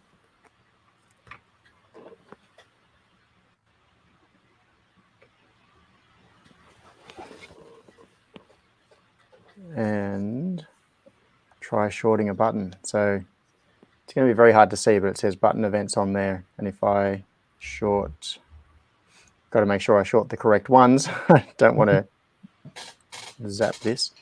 So there and there, I think, should be the switch. Oh, there we go. Yes, that's working. The screen just came up, said button events, switch 3, button 3. And if I do this one, switch 3, button 1. yeah. So this program, I say it's a very basic program, will just show individual button events, and it's for basic debugging of the whole system. But I don't know if you notice, it does have a screensaver. So after a period of inactivity, the screen should turn off, which is what happened just before. Should do anyway. Is it reading any of the menu buttons? It is. So if you press those, I'm trying to do this all from memory. If you press those, it should cycle through 4 possible screens on the menu. Button events being just one of them. I think one of them might be IP information, and then the other one is just the button events. Okay. Yeah, it says display mode 4, 3. Oh yeah, there we go. IP address, transmit port. Yep. Server IP address. So it's got a server IP address. So it's trying to connect to another device as well. Is that correct? Yeah. So that would have been whatever the IP address of my laptop was at the time I programmed that, so that I could receive the button signal basically to check that the UDP was working. Yeah. Okay. Cool. So display mode 3, 4. And I think display mode and then 1 is the buttons. Yeah. Is the events. Yeah. And display mode 2 is the network information. Yeah, and so there's the option there to add 2 other display modes, and obviously using the buttons, you just have to program in whatever you want those to be. Test modes, perhaps, or you could do hard sets of rooms and different light switches or something like that. Yeah. Okay. Cool. I am very tempted to try and find a button. In fact, I'm going to. I want to see the LED light up. I'm going to go for, I'll leave that on the screen. You'll still be able to hear me because I'm wearing a radio mic, but I'm going to go for a walk out into the factory and find one of the colored buttons so I can plug it in and see, what do we use? Let's just use a blue one. Here we go.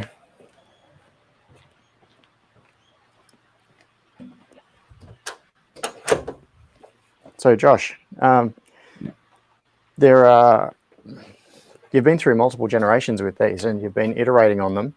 What's the most recent of these things that you've been working on?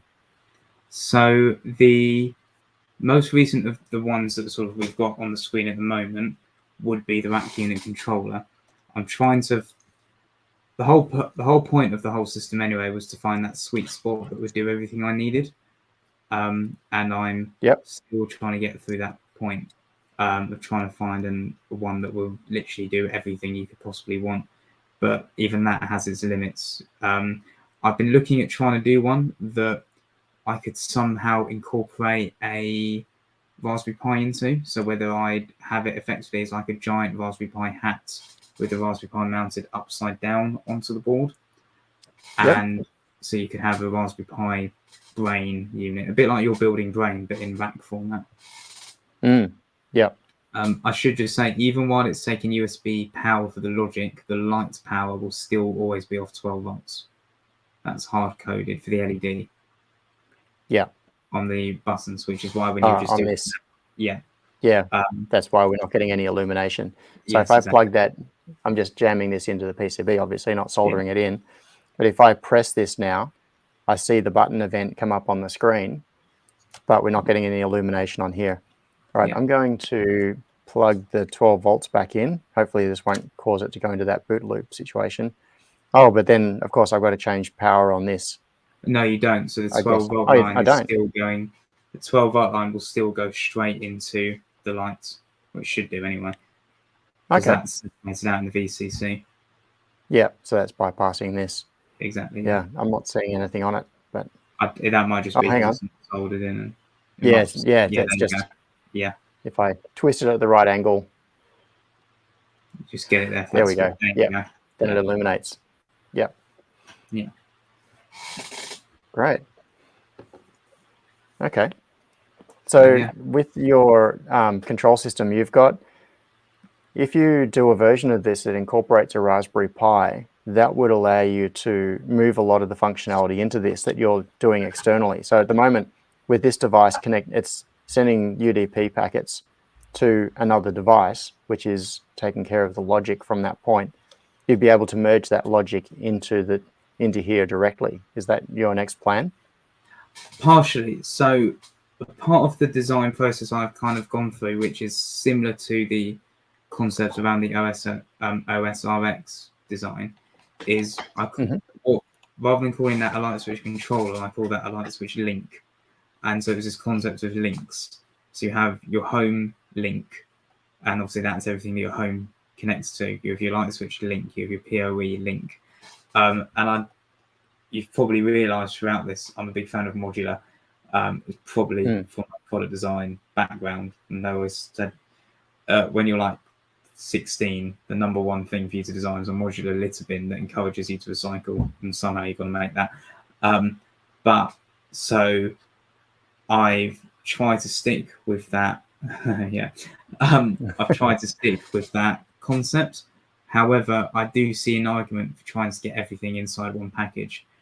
Ubiquiti recently did a product, I can't remember its name, but it was their attempt to move away from the 19-inch rack, and it was in one system that mounted on the wall.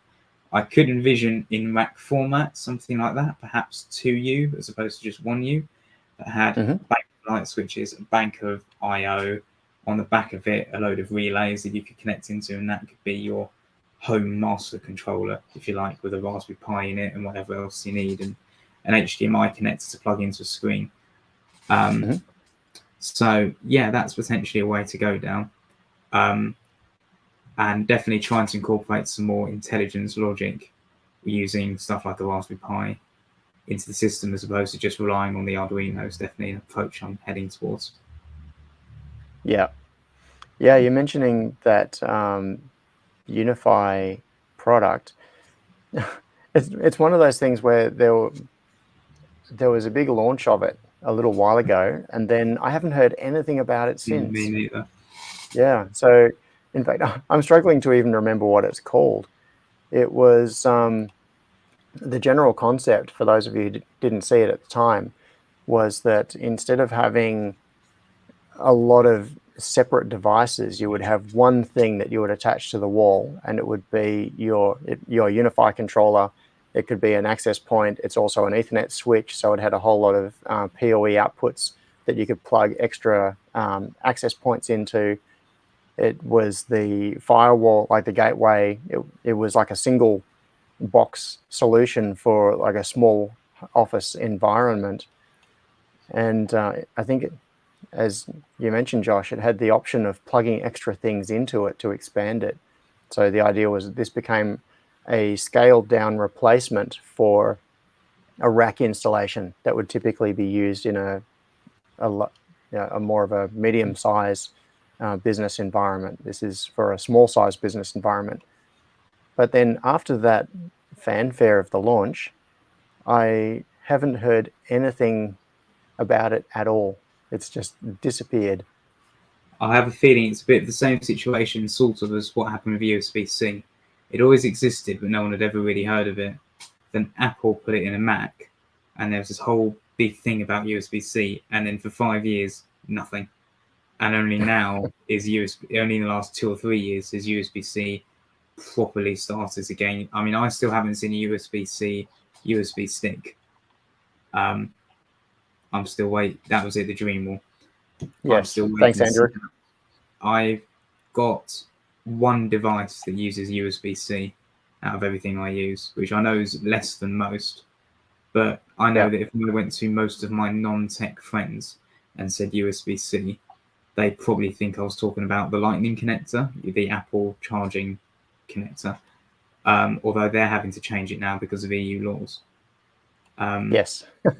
So for those who are not aware, the European Union has made it that all phone chargers have to be USB-C within the next couple of years, which is something they've been talking about doing since 2013.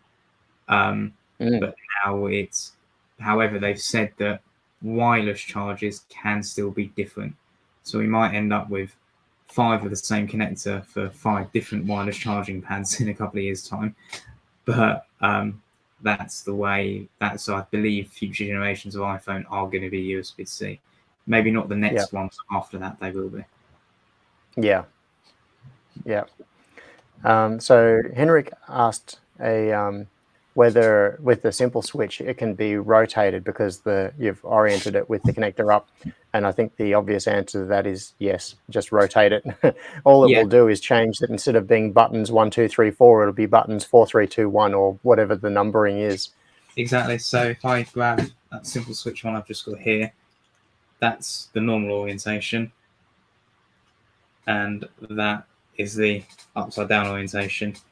And assuming you hadn't mounted it to a wall panel already, for some reason, if you wanted to, you could put it the other way around. The only reason that wouldn't work as is at the moment is because of the position of the mounting holes on the UK backing box. But yeah, prior to mounting, you could put that at any orientation you wanted to.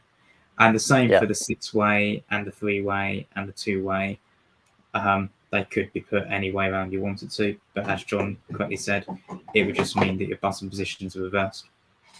Yeah, but that's the nice thing about having the software layer as an intermediary in automation, is that it's all just configuration. It really doesn't matter which button does what. You can map it to whatever functionality you feel like. And one thing I've always wanted to do, and it's really my own personal programming lack of knowledge that's got me getting there, is to have either this smart switch or a future generation of it, that when you first connect to your network, you can go in and actually assign each switch an individual name through a web browser interface. So I am working on an Ethernet smart switch controller that will use the same form factor as this. So the actual lights can be all the same. They can all plug in. I've done prototypes of this for an RJ45 version as well, and a version that runs off mains power. But again, I wouldn't sell that because I wouldn't sell liability issues. Liability issues, yeah. Yeah. But my whole thing has been about using the same, as long as it uses that same form factor, and how often can I reuse this same board? If only the controller is different, as long as I can reuse the same board. And it was something I even did in a robot I recently did. I had to have 2 different circuits, but they both use the same connector. So I actually put both circuits on the same PCB using the same connector, and all we did was populate different parts, and it was one PCB for the price of 2, effectively.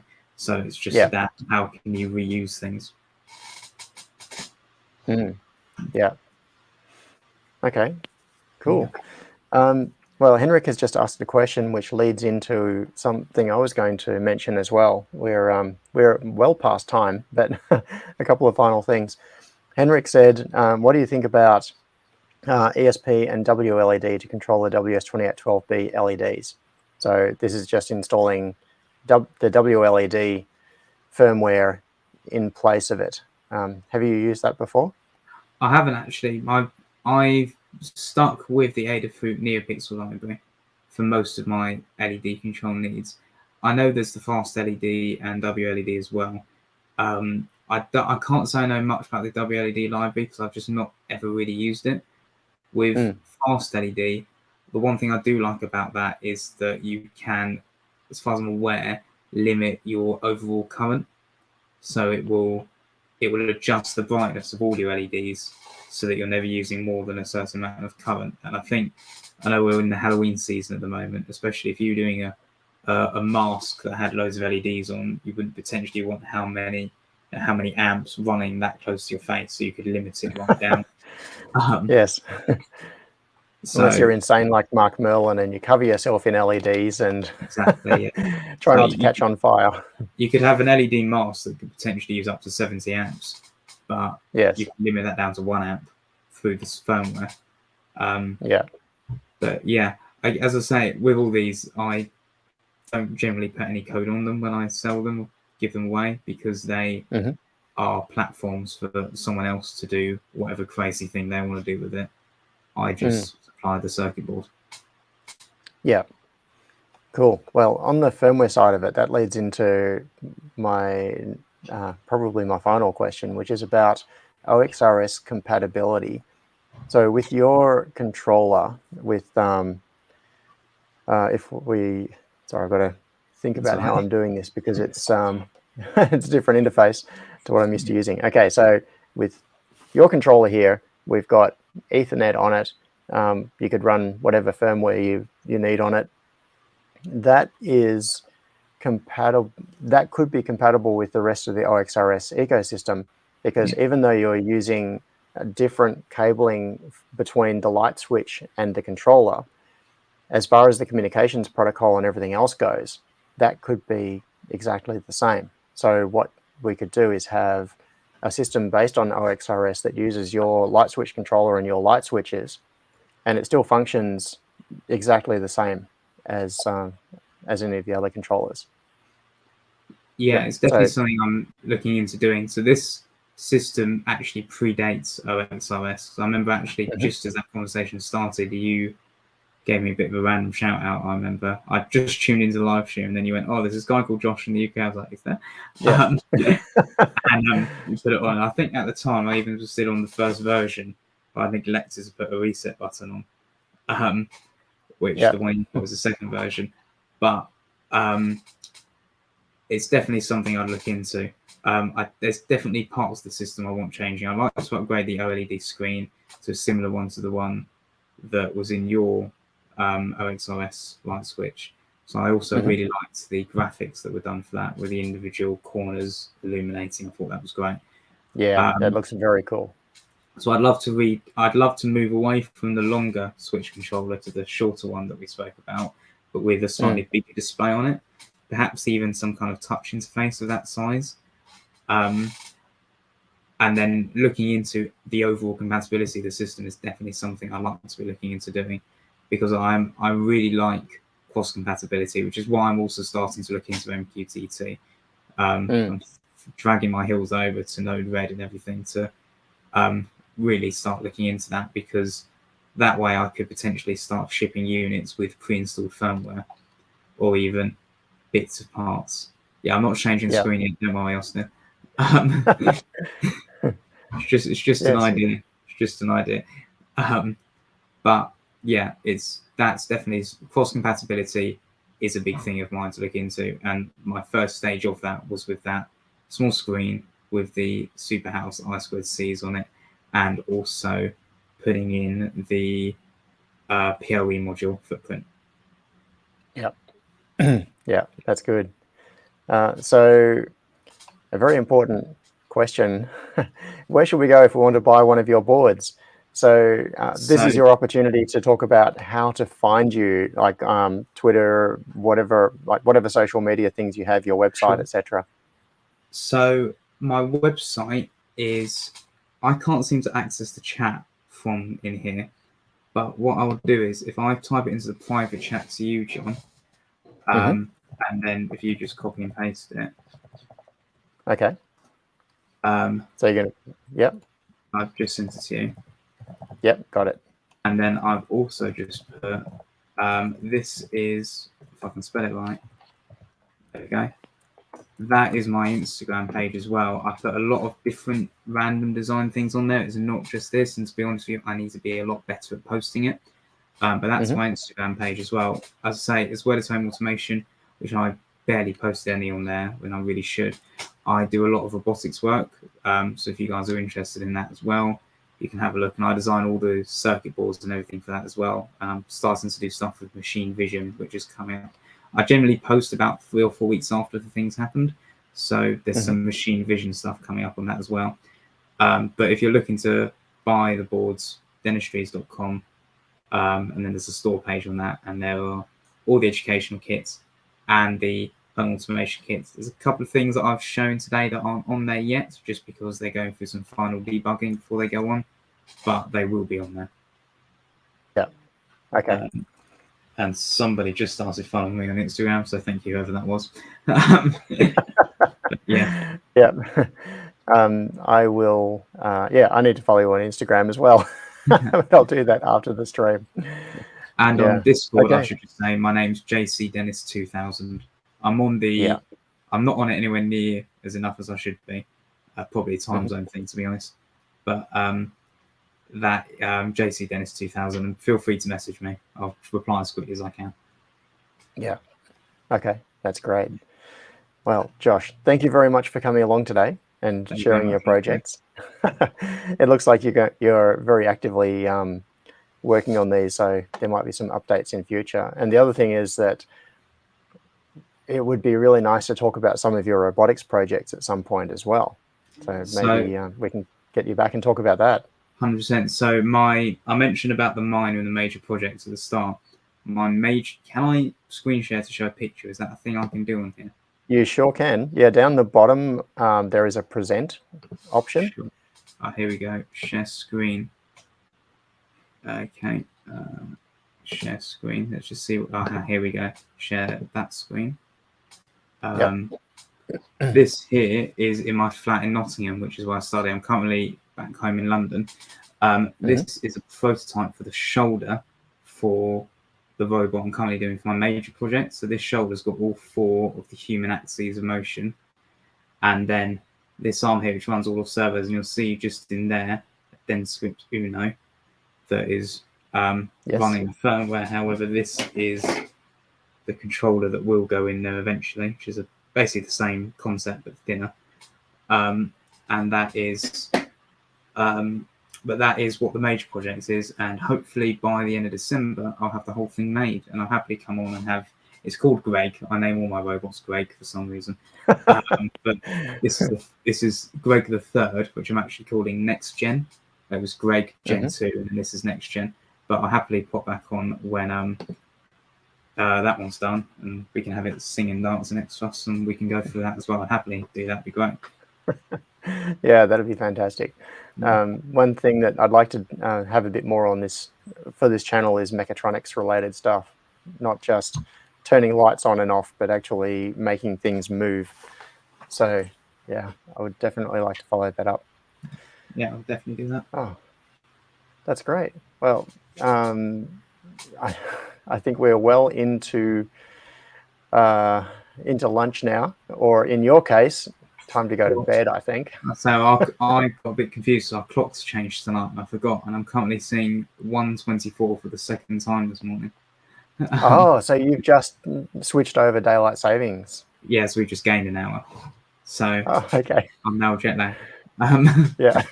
Yeah. Yeah. Yeah. Great. Okay. Right. Well, thank you very much, Josh, and thanks everybody for coming along. Thank you very much. No worries. And okay, I'm going to wrap up now and then have a quick chat to Josh privately. But thank you for coming along. I hope you have a really good weekend, and I will talk to you all soon. Thanks. See ya.